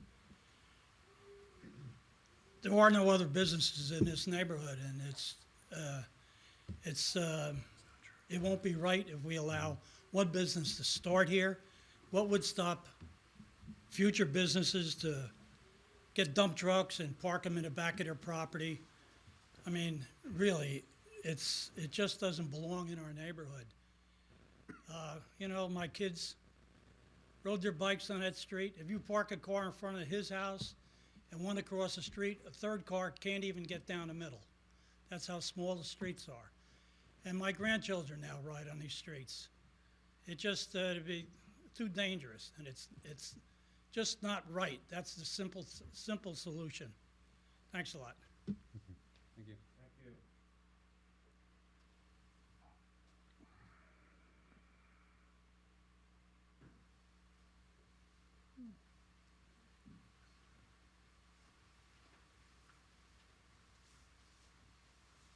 Hi, my name is Steve Napoltz, 112 Riverview Ave in Gillette.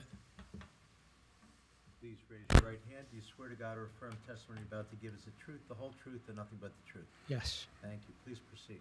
Okay.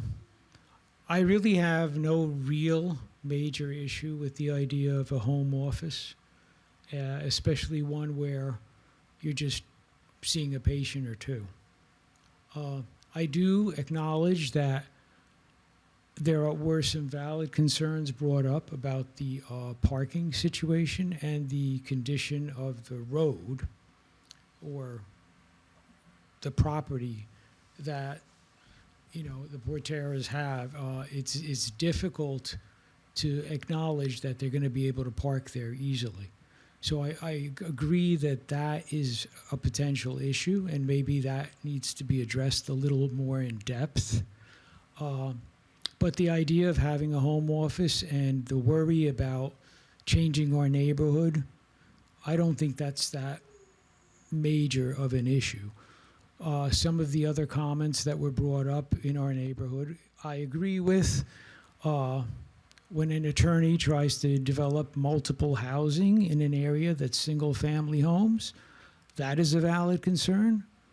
That's a major concern. But I think we're mixing a little bit of apples and oranges here. That's a whole different ballgame.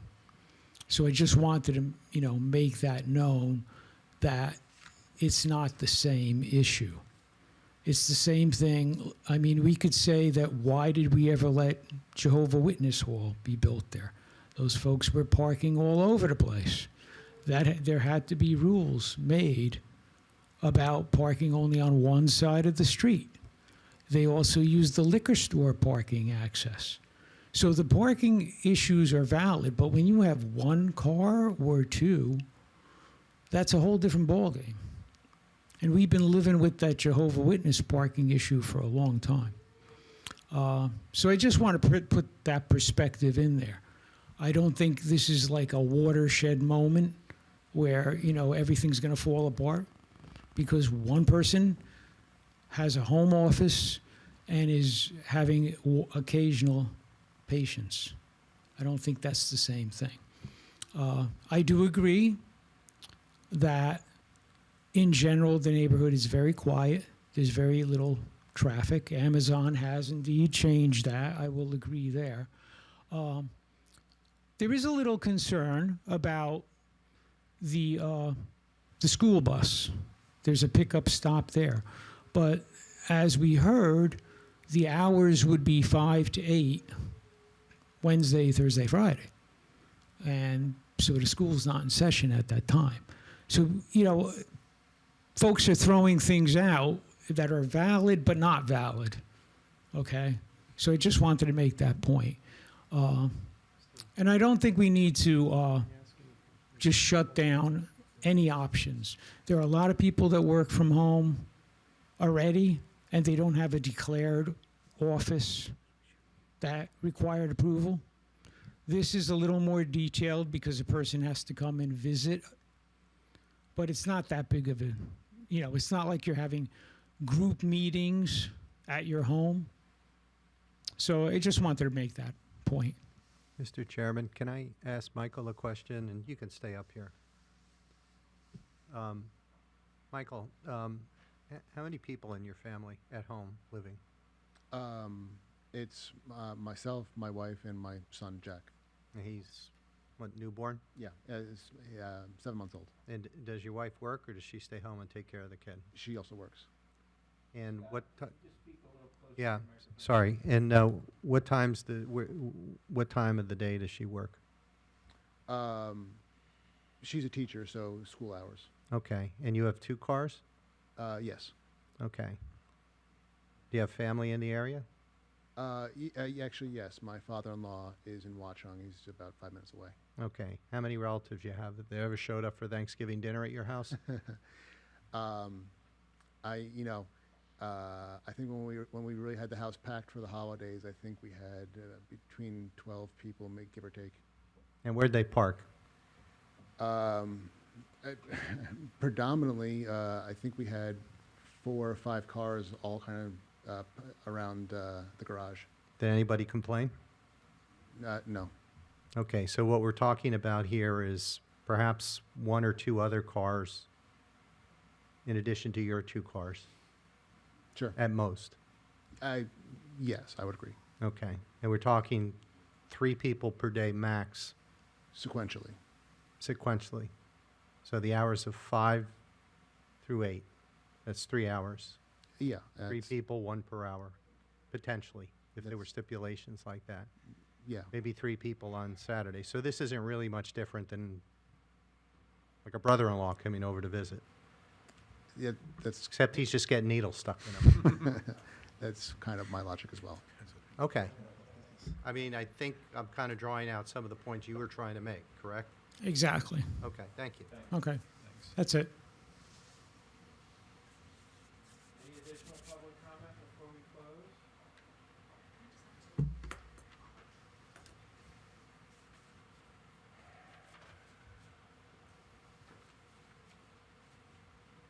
Hi, Liz Nicholas, 127 Riverview Ave, Gillette.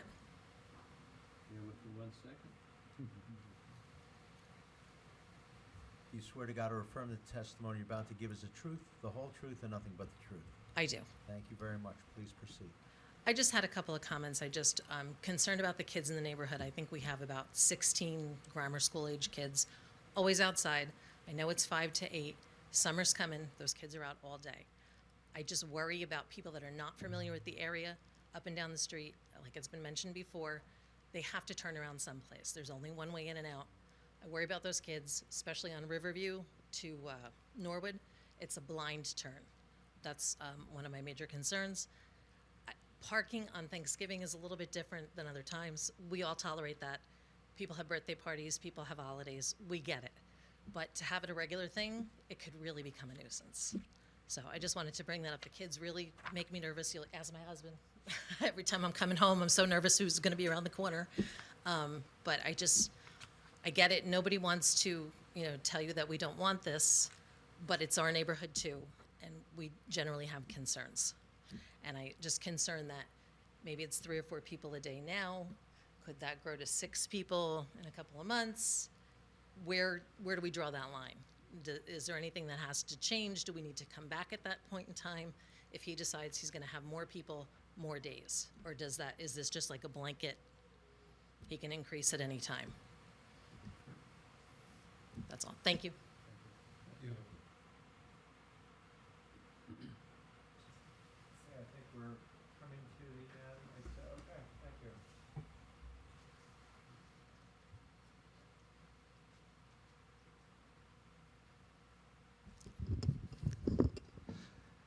Landon McDonald, 59 Norwood Drive. I've been there since 1978. You swear to God or affirm that the testimony you're about to give is the truth, the whole truth, and nothing but the truth? I do so swear. Thank you. Please proceed. I've been in the neighborhood for quite a few years, and apparently some people don't know that there is another home that had a business in it, and they had customers come and didn't generate much traffic, apparently so little traffic that nobody noticed that the business was there. Some of the longtime residents here perhaps aren't aware of that. And so it didn't seem to create a problem. And then every July 16th, we would have fireworks in Berkeley Heights, and we used to have parties and lots of cars coming in, and so there's lots of traffic from that. And so compared to a car coming in 3 times, as opposed to dozens of cars coming in and being there for a long time and creating a lot of traffic and so on and so forth, I don't see a major problem with the traffic here. this is a person who's trying to feed his family, as he said. And so from what I've heard so far from everybody here, I just haven't seen anything that would cause me to have a problem with it. Just out of question, what was the other business? The other business, somebody they had cosmetics and hairdressing and stuff like that, and they would have somebody come in and park in their driveway. And A beautician. yeah, Okay. yep. And I'm not sure. The interesting thing is it created so little traffic that probably a lot of people never noticed. Thank you.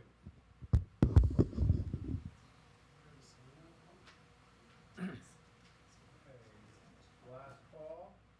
Anybody else?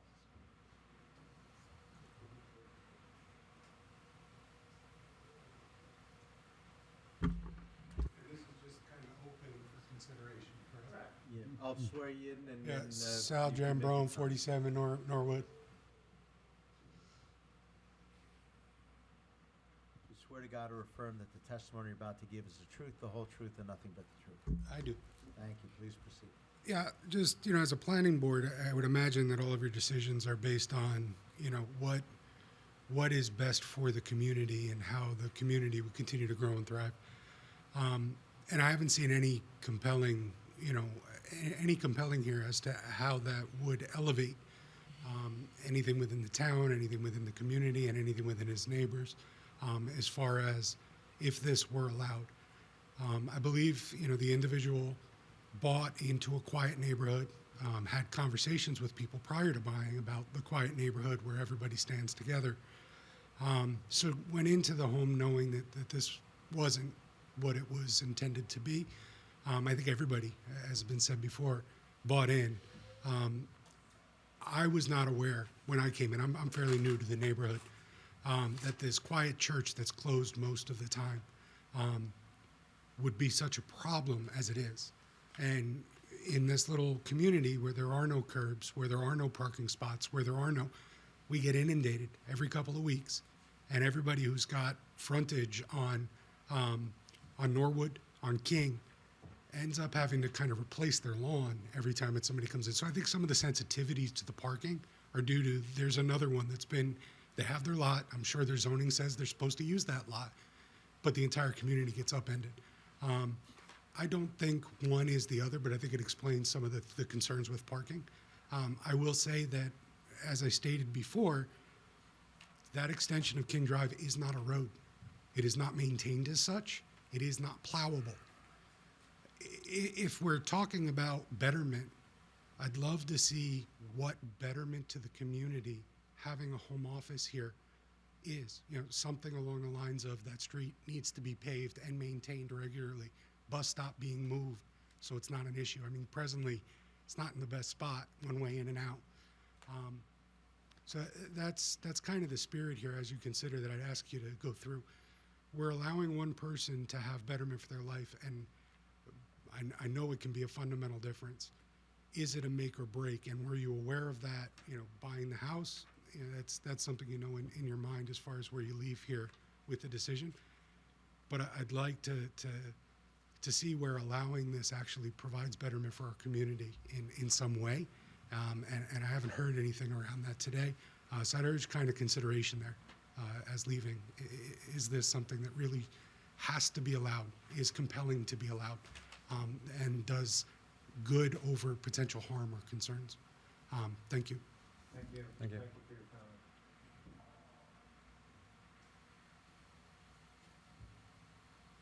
Okay, I don't see any other hands or motions. I think it would be appropriate for maybe the applicant to I have a summarize. question. I do have You a question. one Yeah, sorry. Yeah. With the acupuncture needles, is that considered medical waste? Yes, it is. How is that treated and disposed of? Very carefully. I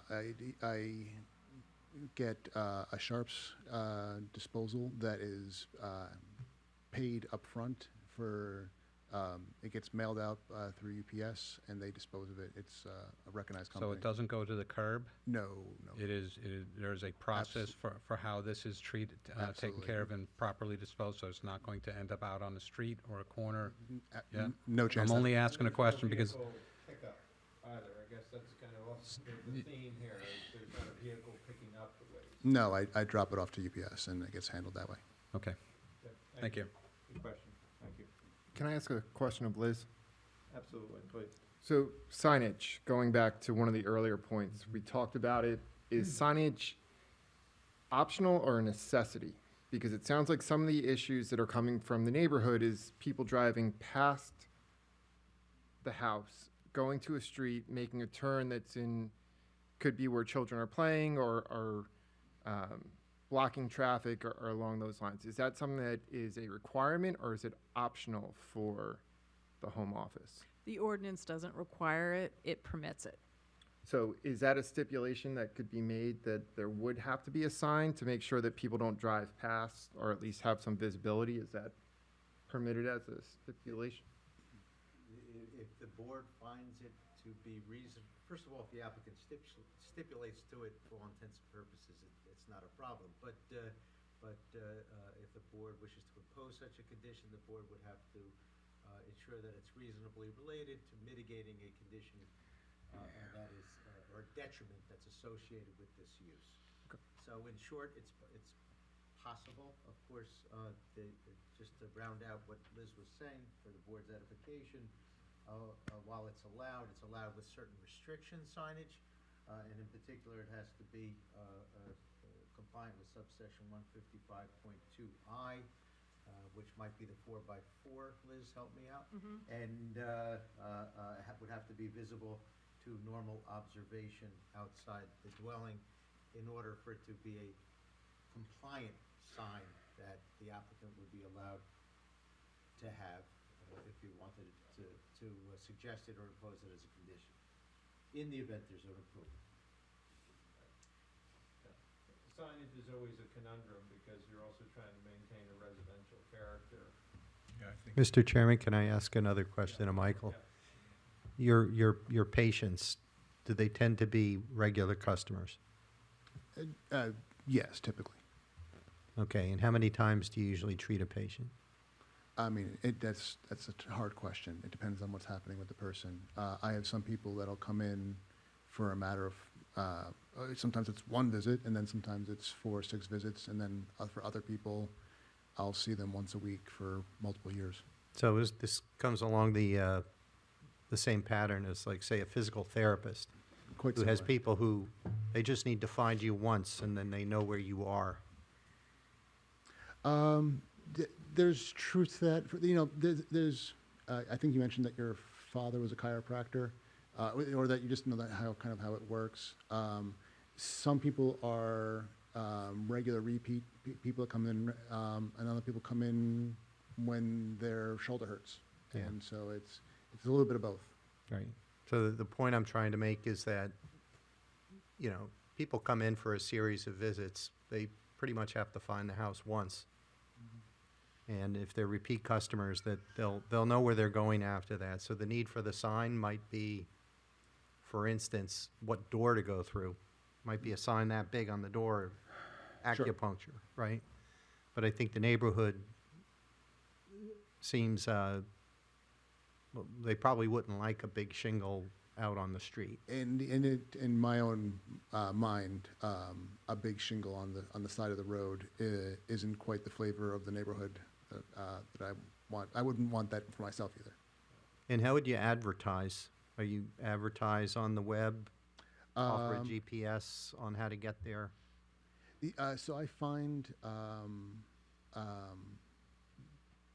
being in network with insurance companies, so I mean through the web, through their website. So you get references? Yeah. Referrals, rather. Referrals, yeah. I find it's one way that people find me. Otherwise, it's through website traffic. Online presence is probably the most important thing. I'd just like to ask if this discussion is relevant. We're talking about a site plan here which runs with the land. We're not talking about this particular use as an acupuncture clinic, and the demographics of what we're looking at in 2024 may be entirely different 5 years from now, when there's a new owner who wants to open an accounting office and still has the authority of this site plan to work from. This is not a review of an acupuncture clinic. This is a review of whether or not a home office can be built under site plan authority, which will remain lawful for the life of the property. Thank you for your comment. Duly noted.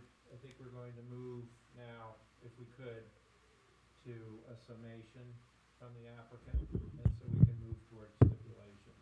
Because I think it's going to be important that we listen to the stipulations. Hey, Mr. Chairman, the stipulations would address what Mr. Sandow was talking about, and that would be the point. Is it okay? Yes, please. My wife and I, long before, or before my son was born, first looked for what towns would accept a home office, and the towns that didn't accept home offices weren't towns we really looked at. We looked at towns that had good school districts, and we wanted it to be a quiet residential. And Gillette fit all these categories, and it had a close family for us as well, and we knew the schools were good, and we liked that it was a quiet neighborhood, that we wanted to maintain that. But the fact that it was favorable to home businesses in the regulations was one of the reasons why it was a town we looked at. Before we purchased, I talked to several of the neighbors, actually a good handful of them, and said, "Hey, how you doing? My name's Mike. We're looking at this house. What do you think of the neighborhood? Oh, you like it? That's good to hear." Everyone has been very, very friendly. It's been really encouraging. And I'm an acupuncturist. What would you think about if there was an office here? And it was really quite positive responses to the question before we purchased the house. And so, you know, it being a house that fit, that had a layout that worked with the town regulations was also what one of the reasons we bought it. And knew that we were going through this process eventually, that having to come through the town and get formal approval was what we wanted to have happen. And so here we are. And I think what we're proposing is going to be a low impact to the neighborhood. We're not looking for a lot of traffic. I mean, as I had said before, if it got to a point where I was that busy and I wanted to quit my job, which I currently don't, I would then probably get a 2 or 3 room office somewhere in the town or one of the neighboring towns. My goal is to be present at home with my wife and my son.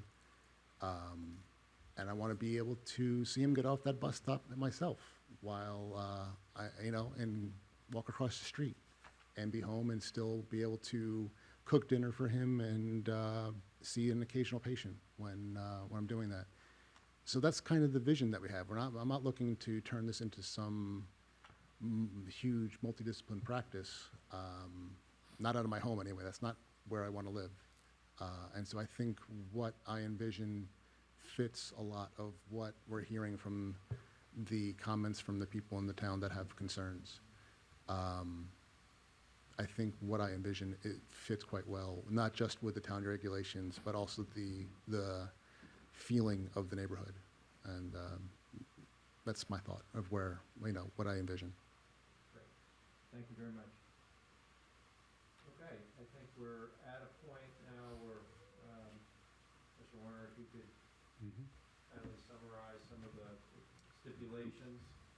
Before I do, just for clarification purposes, we're closing the hearing, all testimony, public, applicant and public.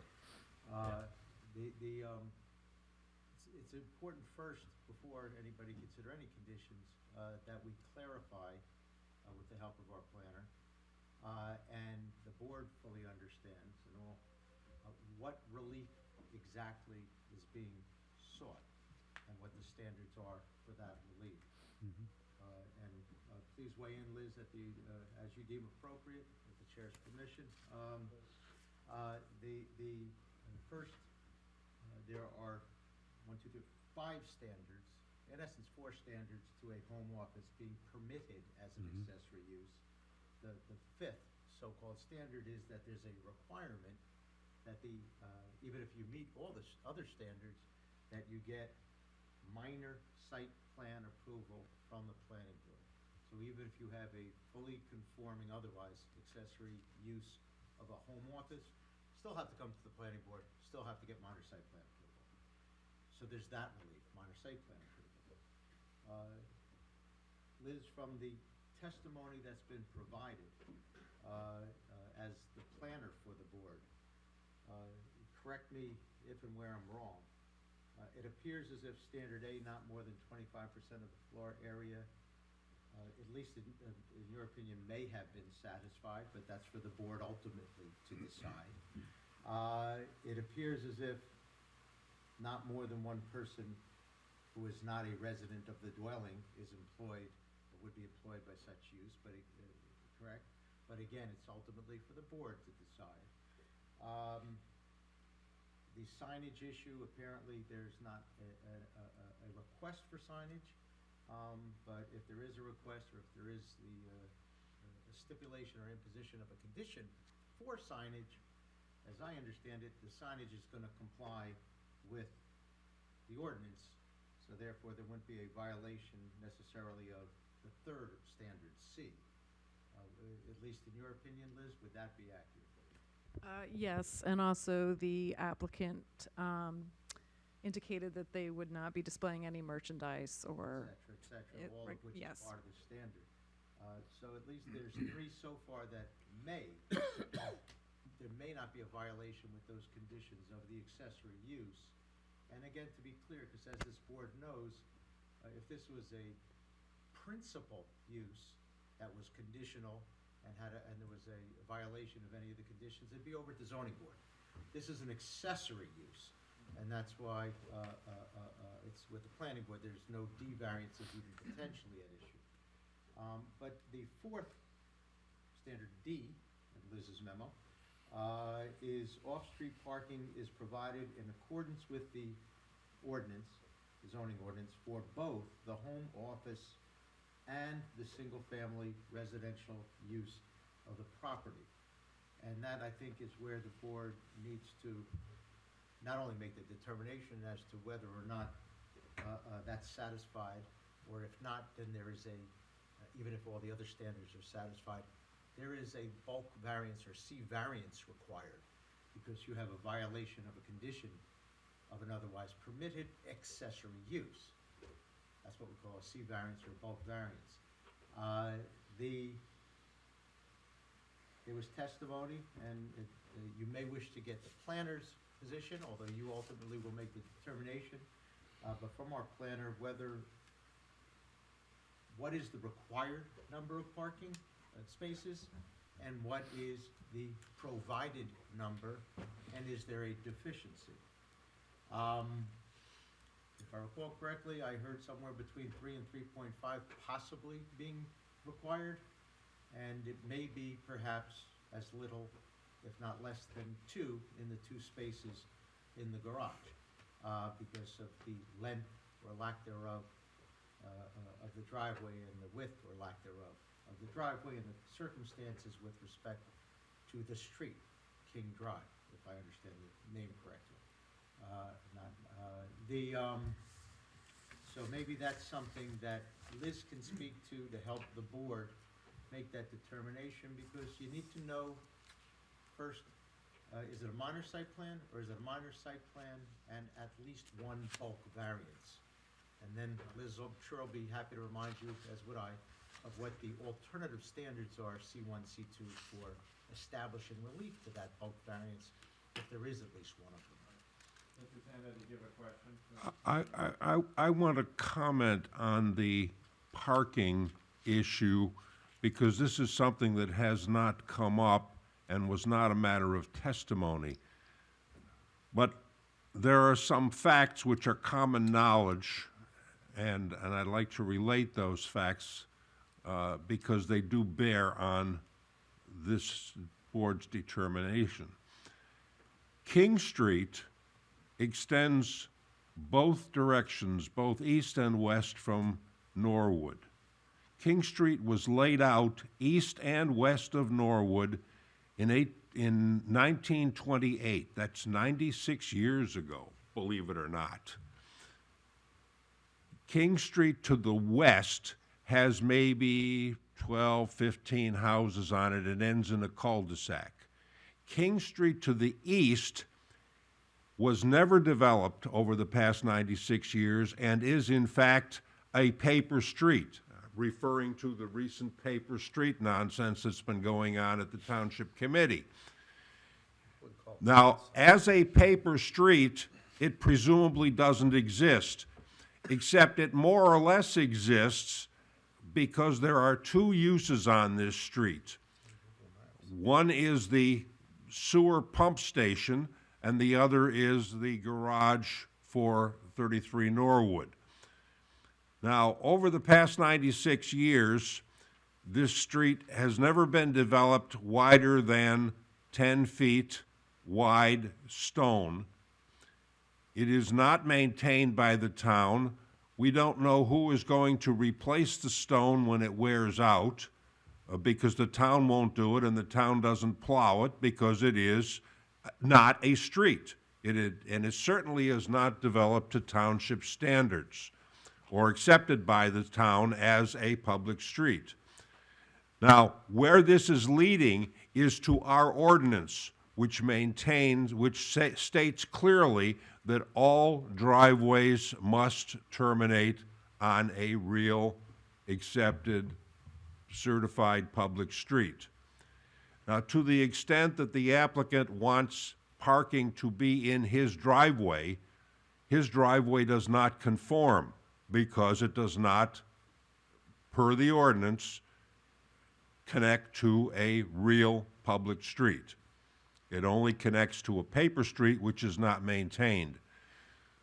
So I think the issue that I'm trying to raise for council to opine on, which I'm sure he will, is whether or not parking in a driveway which does not conform to the ordinance standards for driveway is in fact another variance that may or may not be required and may not even be permissible under the town standards for proper streets. And that's the end of my question. Could you repeat that, Dennis? It's a good question.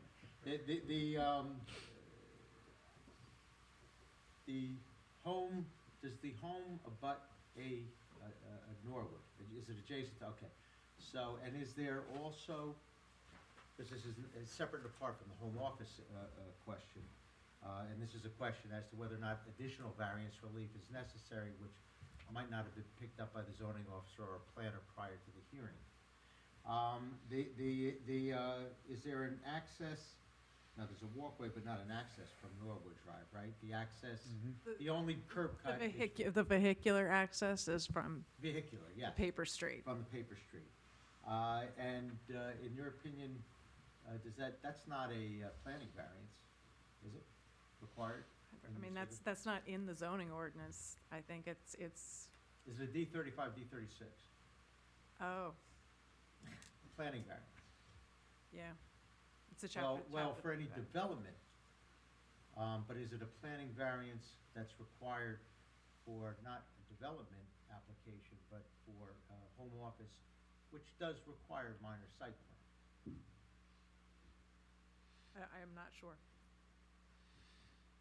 Just so the board was aware, 35 and 36 is in the municipal land use law, and that is if you're going to develop a lot that doesn't have street frontage, you have to prove that you can still have emergency access, et cetera, to the house. This is not. Or to whatever would be there. This is an application for a home office.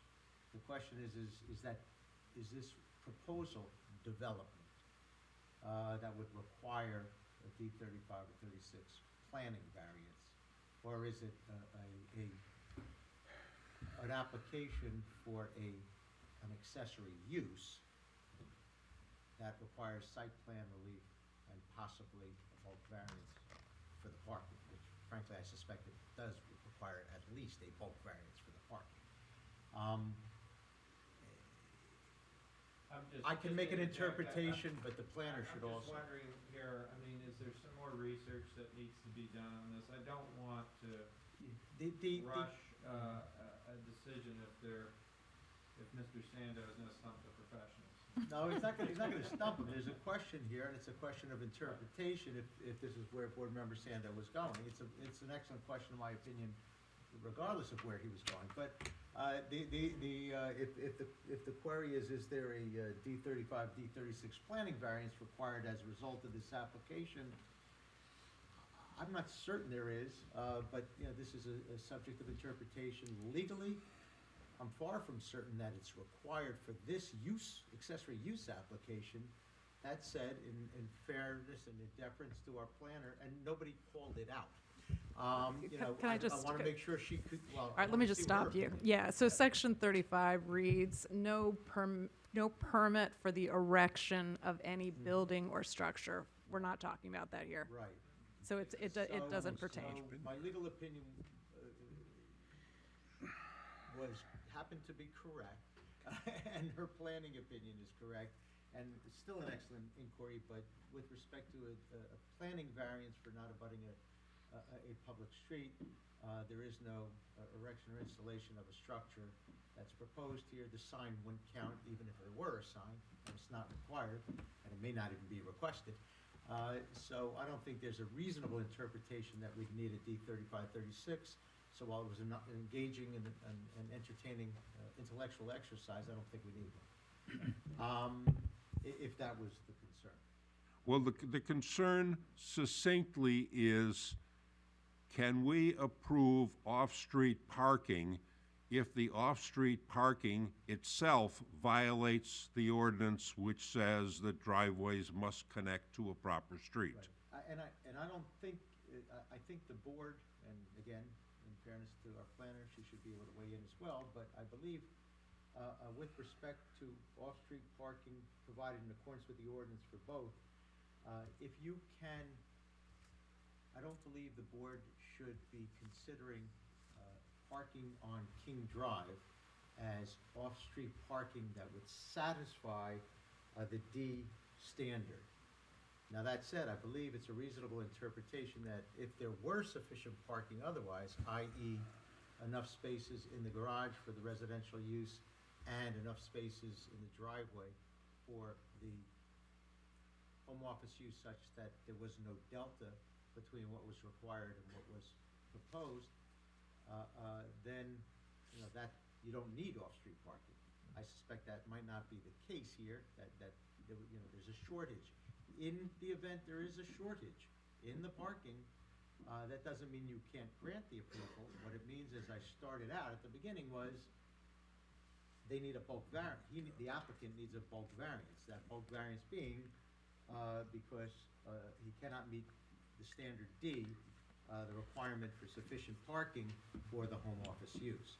Now, all that said, I think a planner should weigh in. No, I agree it would be a bulk variance, but I am not sure that there's enough information before the board to determine whether they need that bulk variance. Can I ask, Mr. Chairman, can I ask a question? So, Mr. Sandow, you asserted that this part of King Road is a paper street, and I understand you went through the whole paper street exercise. And you're saying it's not a legitimate road. It's not an official road, but that's not because it's gravel, because we've had other official roads in town that are gravel. Have you confirmed that this part of King Drive is not a street? Because didn't that show up in like resolutions over time? No. This has been sort of ignored because in the past, for maybe the past 30 or 35 years, the sewer department of the town used this paper street to access the Centennial pump station, which is only accessible on this, via this paper street. So the town public works department, the town sewer department, took it upon themselves to maintain this as a not quite lawful driveway to the sewer pump station. No, wait, let me finish. Finish. To the sewer pump station. When the sewer system was sold 3 years ago, the town stopped maintaining, stopped spreading gravel, stopped shoveling the snow or plowing the snow, and literally abandoned this driveway. Apparently, if anybody's ever going to maintain this driveway or paper street or whatever you want to call it, it's going to have to be the sewer company, New Jersey American Water. Now, that means that the driveway to this 33 Norwood, which extends off the paper street, off Paper King Street, will get a free ride from the sewer company. Okay, but you lost me several sentences ago. You said it's not a lawful street. What makes it a lawful street? The town has to accept it. Okay, and do you have proof that the town has not accepted it? The town has not accepted it because it's not wide enough, it's not curbed, it's not drained, it doesn't meet municipal street standards. Okay, so it doesn't meet the standards, but when a town accepts it, it's in a resolution somewhere, right? Was that in If your the research? town accepts it. And that takes me to the next point. The remedy for all of this is to do what we would do with any business that wanted a site plan approval, which is improve the road to municipal standards and get the town to accept it, which would mean paving it, making it 30 feet wide, putting in drainage, at least as far as his driveway. And if the town accepted the street, then his driveway would be lawful, and therefore his driveway would be a lawful place to accommodate off-street parking. Does New Jersey American Water qualify as a resident on that driveway? I can't, I'm only relating the facts as I know them. They own the pump station now. They own the pump station now, Who does? New Jersey American Water. Yeah, Right. yeah. I mean, it's interesting as this conversation is. I've heard enough and I'm ready to make a decision. Yes, I think we want to make a decision. Is there any final stipulations? Sure. Mr. Warner, that you wanted to summarize briefly? Well, again, I think you need to clarify what the relief is. It's minor site plan, and I believe unless Liz has a different opinion, there's a delta. There's a difference between how much parking is available and how much would be required RSIS. Whether the requirement is 3 or 3.5, it appears to me to be 2 spaces maximum that are legally available under the ordinance.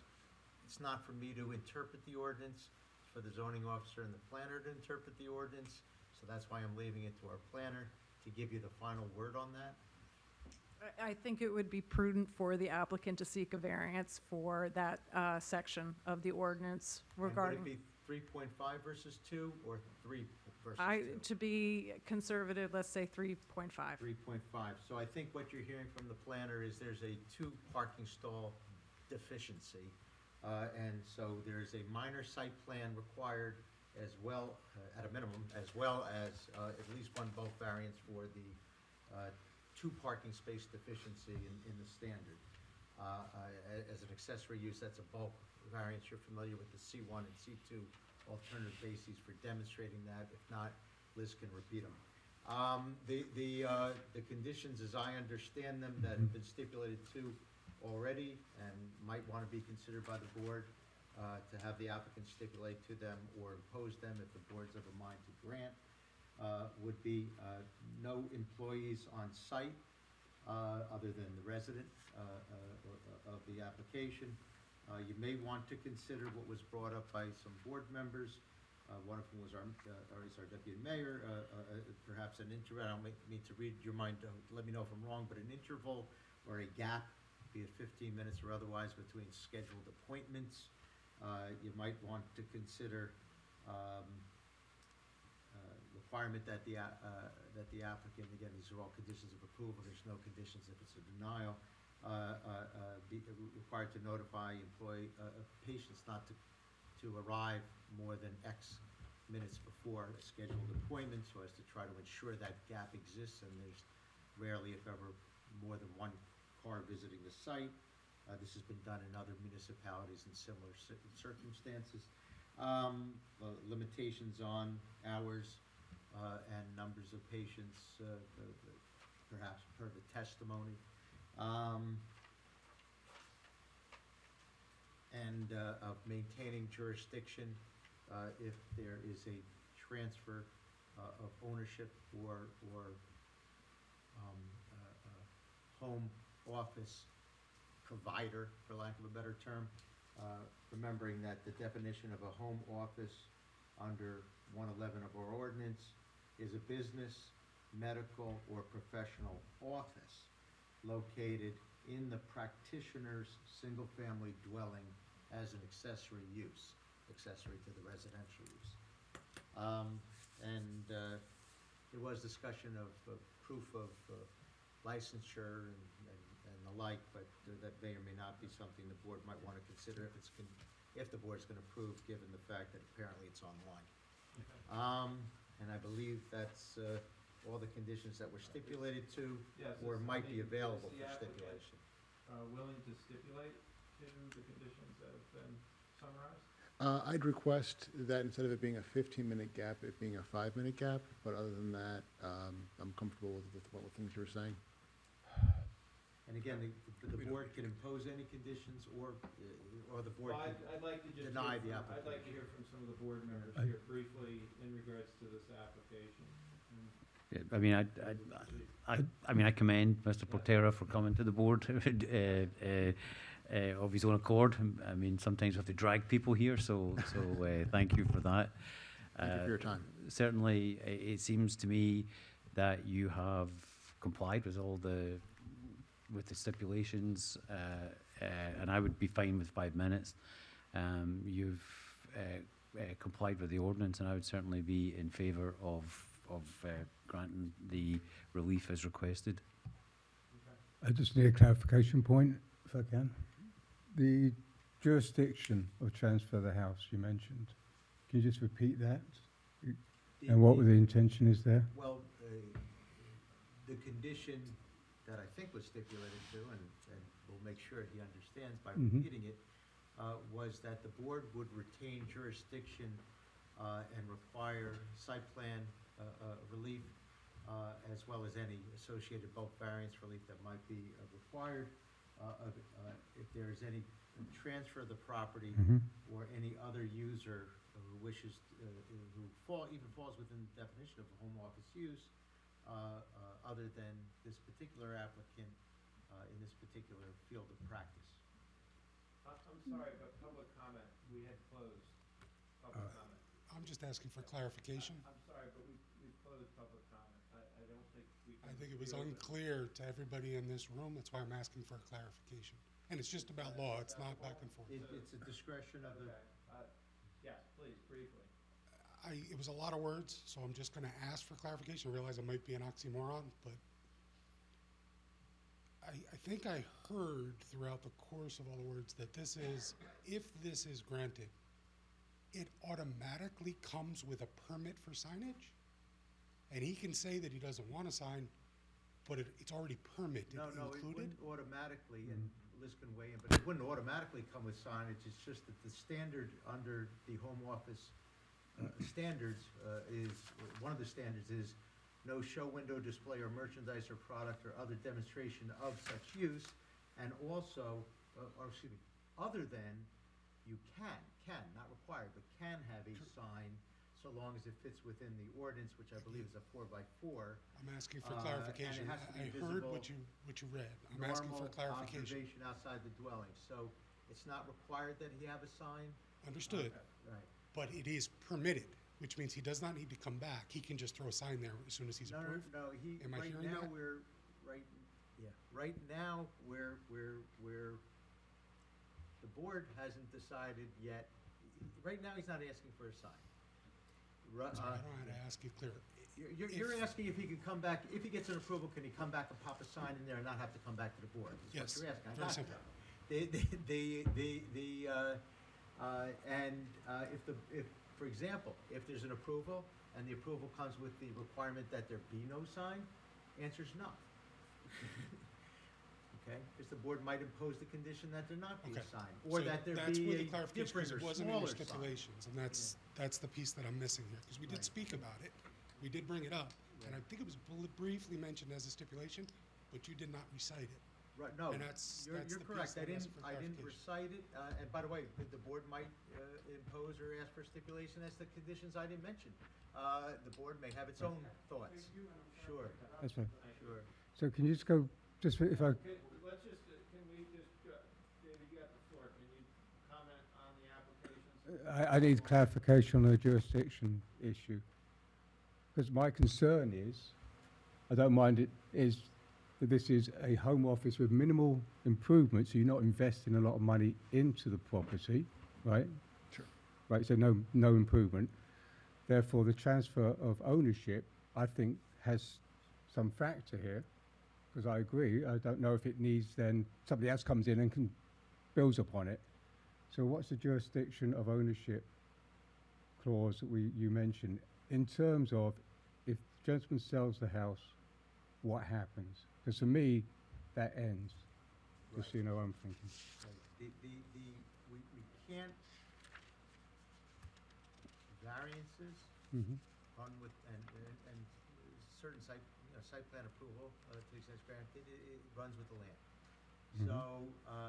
So you can tailor the conditions accordingly Mhm. within the law. You could make it fairly specific as to the Mhm. type of use, different types of standards. You can also require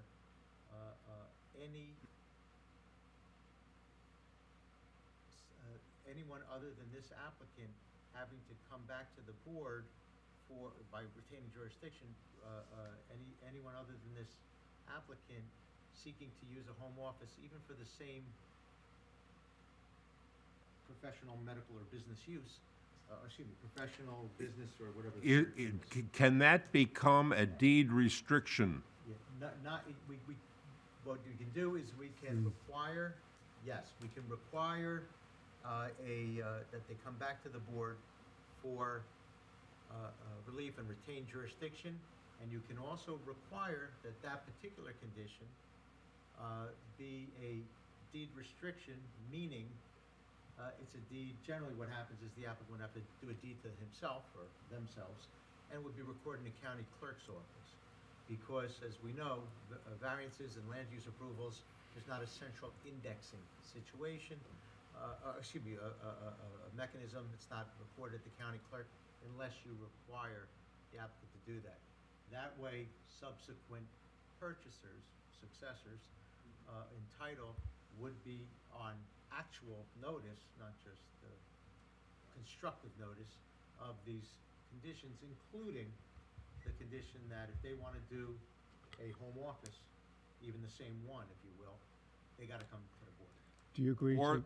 Or if some new owner wants to establish an accounting office in the same property, Same thing. they are also restricted to 3 hours a day and so many patrons per hour, and all the other restrictions that we're placing here. And if that becomes a deed restriction, then that becomes a burden on the sale, because it's obvious to the potential buyer that they have to go along with this. It's not something that's buried in the resolutions file in the zoning office.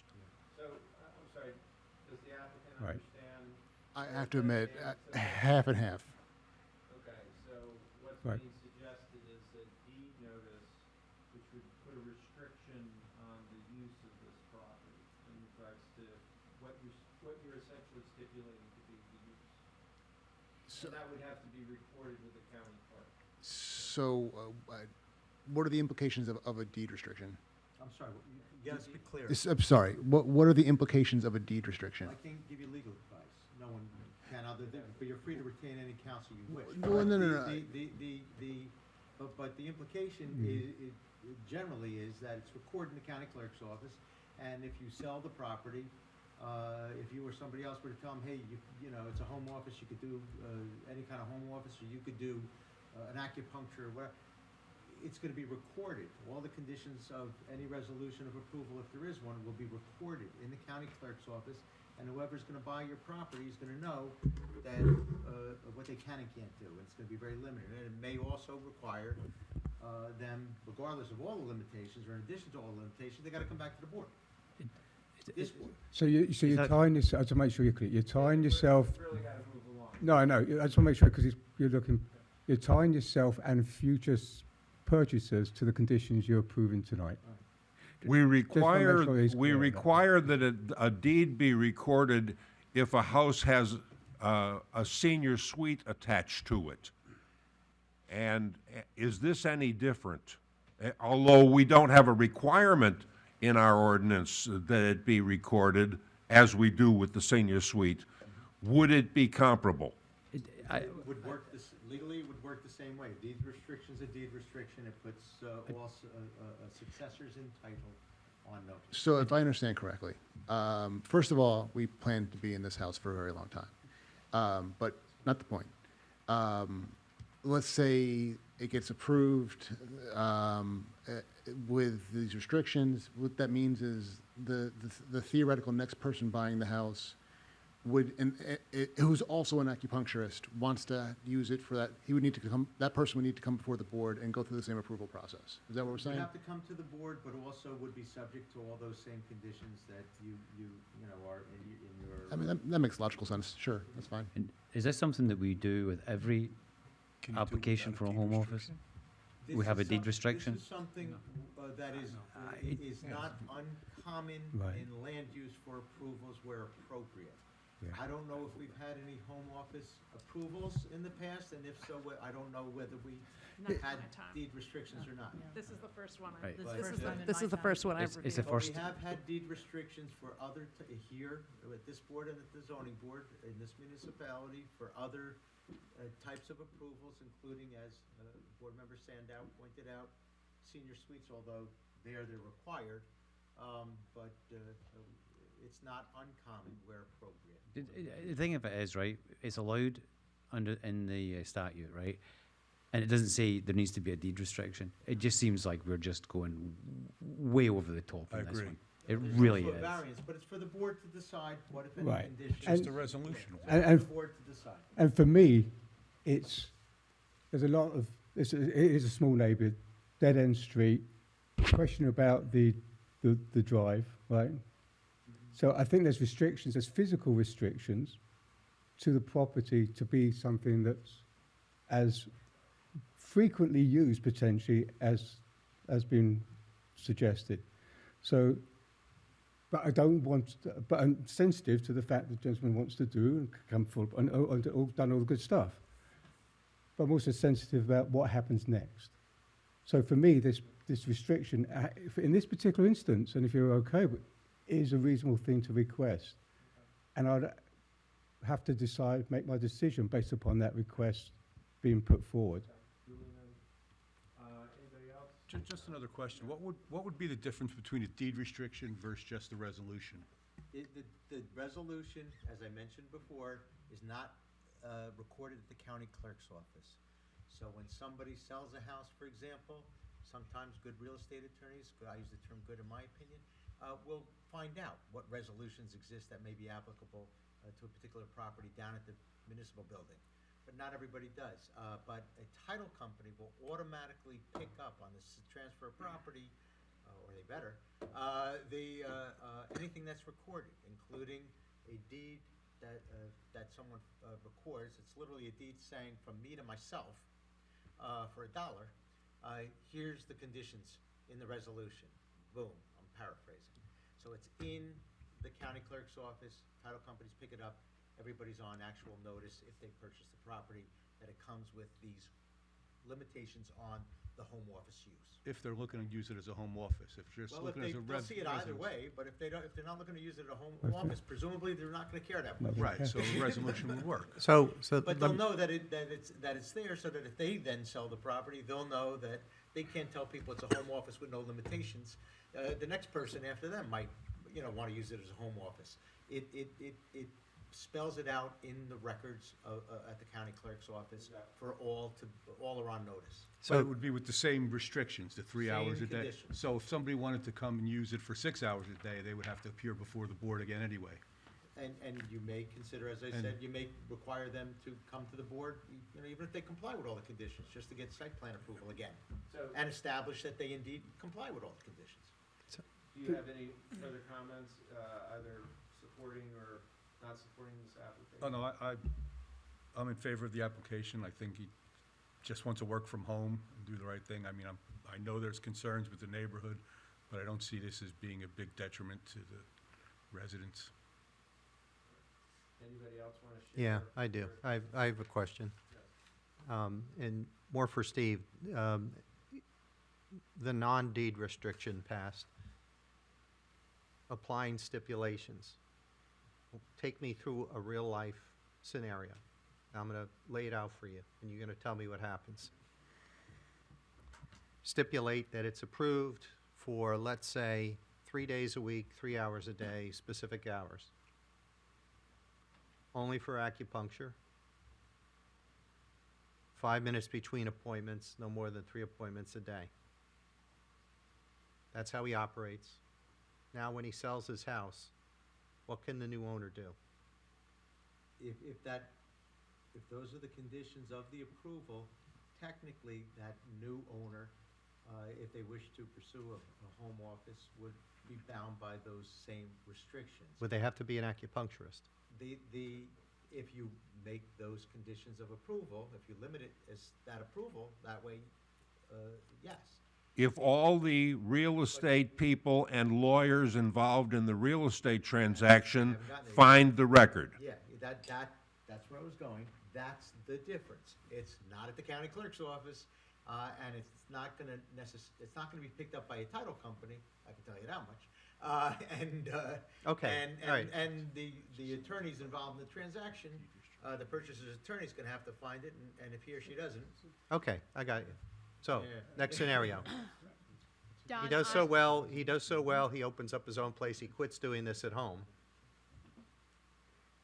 He sells his house, no one even knew he had a home office there. there's still a resolution of approval, and if you grant that relief, the relief Okay. runs with the land. All right, but we're arguing on one hand, no one's gonna find that, but they're gonna find, all right, I got it. Yeah, And that's the main thing. Are they going to find out? At some point, they sell. Can they? Yeah, we got to cut down the dialogue. Does anybody else have any specific comments they want to make to the application for or against? Just for the rest of the board members to hear. I'm in favor of accepting an application for an acupuncturist with a 5-minute window. And being that in a perfect world that runs with the land, I'm fine with that. Without the deed notice. Correct. Thank you. And that goes right to it. Yeah. Do you have any comments? No. Okay. Do we want to stipulate the days of operation and the hours of the days? I think the days of ops, you said Wednesday, Thursday, Can we limit to the number of days as opposed to which days? Like, it's possible my schedule changes 6 months from now. Yeah, if somebody can't make it Right, one day, on okay. Tuesday, don't. 5 to 8, Sure. except Saturdays. Might you better be suited limiting how many patients you see a Yeah. day? Actually, that would be better, actually. Yeah. Like 3 or 4 patients a day max. If you want to be, if we can make it be generous at 5, that would be, but I That's up to mean, everyone else. And never on Sundays. never on Sundays. I agree with that also. All right. 3 days a week, was that? Five people? Mr. Sanda, do you have any parting comments just before we move on in regards to for or against this application? I think somewhere in here, the town has to get involved as to whether or not they will allow this paper street to remain in its present non-defined state. If they decide to close off the paper street, then the parking arrangements at this hearing, at this site plan hearing, go away if the street is not available. And, or if they decide to vacate the paper street in favor of the adjacent property owners, it may make this parking arrangement unviable. Do you have a specific comment on this application, though? My comment is we don't know enough to grant approval, and we may not have authority to grant approval for uses of the paper street. Is that, from your perspective, from a legal interpretation, is this? That's my perspective. Right, but, I'm sorry, if you're asking me, I don't disagree with Mr. Senna. That's why I said, and I think that's why our planner said, and correct me if I'm wrong, Liz, there appears to be a parking variance required. This parking standard cannot be met if the requirement is basically 4 spaces. 3.5 is 4 spaces. There's no such thing as a half space. And there's 2 that fit in the garage, and apparently not enough driveway to constitute a legitimate space. And if there's not a street that appears to be allowed for off-street parking, you're left with 4 versus 2. It's a delta of 2 spaces. That's a variance. I think, again, from what we've heard, I'm inclined to at least bring this to a motion. Okay, and I'd like to start with the motion being with the stipulations that are the lower bar without the necessity of putting forth a deed restriction or deed notice on the property. I'm sorry, was it all the conditions stipulated to? Correct. Except, notwithstanding that it was Right. stipulated to no filing of a deed in the county clerk's office. That's all a deed restriction is, okay? And bring it to the board. Is there a motion to accept it? Second. Okay, bear with me, and I know it's Deb's doing it, but, so we have, Councilman Ray is with the motion and Board Member Dill with the, It's still second. second. Yep, okay, thank you. Committeeman Ray? Yes. Ms. Dill? Yes. Deputy Mayor Lavender? Yes. Mr. Hands? Yes. Mr. Malinowski? Yes. Mr. Opalka? Yes. Mr. Sandow? No. Vice Chairman Jones? No. Chairman Richardson? Yes. Motion carries. All right. 7-2. Thank you very much. Thank you. All right. Good luck, and stay there for many, many years, is all I can say. That's the intention. Don't sell it to another application. Yeah. We're not a common breed. There's not many of us out there. Only sell it to an acupuncturist. Thank you, everybody. Okay, we have a couple of very quick items. I'm sorry, members of the public, we're still in session, so if you could please take your conversations outside, thank you. It's okay, thank you. I wanted to apologize. I think Ms. Jones said thank you for your service when I walked away. Yeah. Yes. I didn't hear you. I got water in my ear for a few days, so. No worries. Thank you. No worries. Thank you. No way. So we do have, on number 17, we have some meeting minutes for approval. I assume we've had an opportunity to review the December 12th, 2023 minutes. Are there any? I'm going to exclude myself from that one. Yeah, I have a correction. I have a correction. Yes. My last name is misspelled. Oh, look at that. So- ER. Yep, I apologize you. for that. That's quite all right. No, it was all fine. I motion to approve without correction. With the amended Yeah. second? Is there a second? Second. Thank you. All in favor? Aye. All right, that's fine. Opposed? And what does Steve always say? Abstentions for those not present, Deb. That's right. Okay, moving right along, board secretary report. So I sent everybody the status report. The updated one that I sent out last week included the change of White Bridge Road going to the zoning board. And Mr. Hand brought up earlier, if you notice on the base the base of the application status where there's a lot of things listed, anything that's not listed there that it was approved last year means it's kind of in construction, moved on, done. So anything that's listed still on that application status report, especially on the bottom, is waiting for resolution compliance, or in the case of our particular situation, they're all waiting for sewer. So I think that's fairly explanatory. We have we have a subdivision coming up in a couple weeks for you, and then I was just informed that there are at least 2 or 3 more applications coming in within the next couple weeks. Right, good. So. I'm sorry, I might have missed it, but do we know what, if anything, we have scheduled for the next meeting A yet? subdivision. Okay, we have at least one subdivision to Yeah, anticipate. or a lot line adjustment, subdivision. Same thing, yeah. Same thing, yeah. And when can we expect distribution of materials? Probably not next week, probably the following week. So, and then in addition, and Teresa asked how many, so I was told today by, everybody knows Fred Zelli, that he's giving us about 5 applications, but he didn't specify which were at the zoning board and which were the planning board, so I won't know that until February 5th, exactly. And then I can update the status and everybody then. So unless everybody has any questions, that's, Thank you. you're busy. Promises to be a busy year. Yes. The next item is committee assignments, and given the late hour, I'm going to approach members of the board individually outside of the meeting with respect to their affinity to participate and also really their motivation to participate in these committees. These committee assignments are very important this year.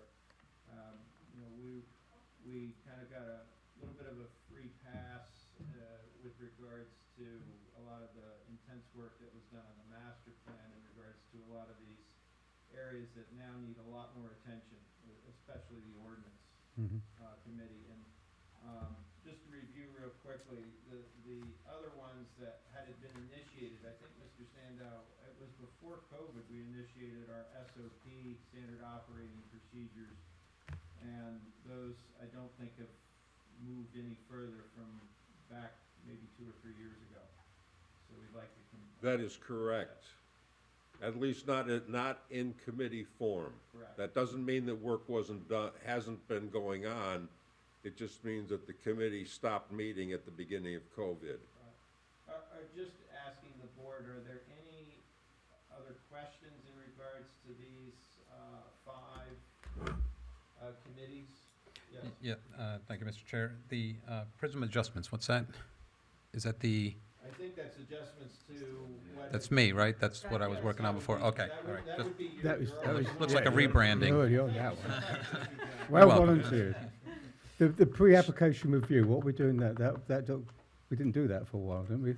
Did we haven't stop done doing it it? for a long time, so Yeah. basically, it's a situation, if a site plan or a subdivision inquiry comes to Mhm. my attention, if it's something that would be going just specifically to the planning board as a subdivision or a site plan Mhm. application, and You would offer that. right, what we offer is an applicant may not want, maybe they don't know if they want to put forward all the money and the time and effort Yeah. that it goes into a site plan or subdivision, so, this board offer, or, the few members of the planning board and our professionals offer time, like a 15-minute slot of time. Well, we used to do the park, and that was public here. Then we had this pre-application review, which was behind the doors. So which one are we proposing to do here? Well, it's really up to the board, you can Right. do what you want. So the committee will decide what we're going to do. Correct. There you go. That's the spirit. First Committee decision. decision. First decision. Decision, what do we do? What do we do? Any old or new business before the board anybody wants to raise? Thank you. Is there a motion to adjourn? Seconded. Meeting adjourned. All in favour? I'm just gonna say.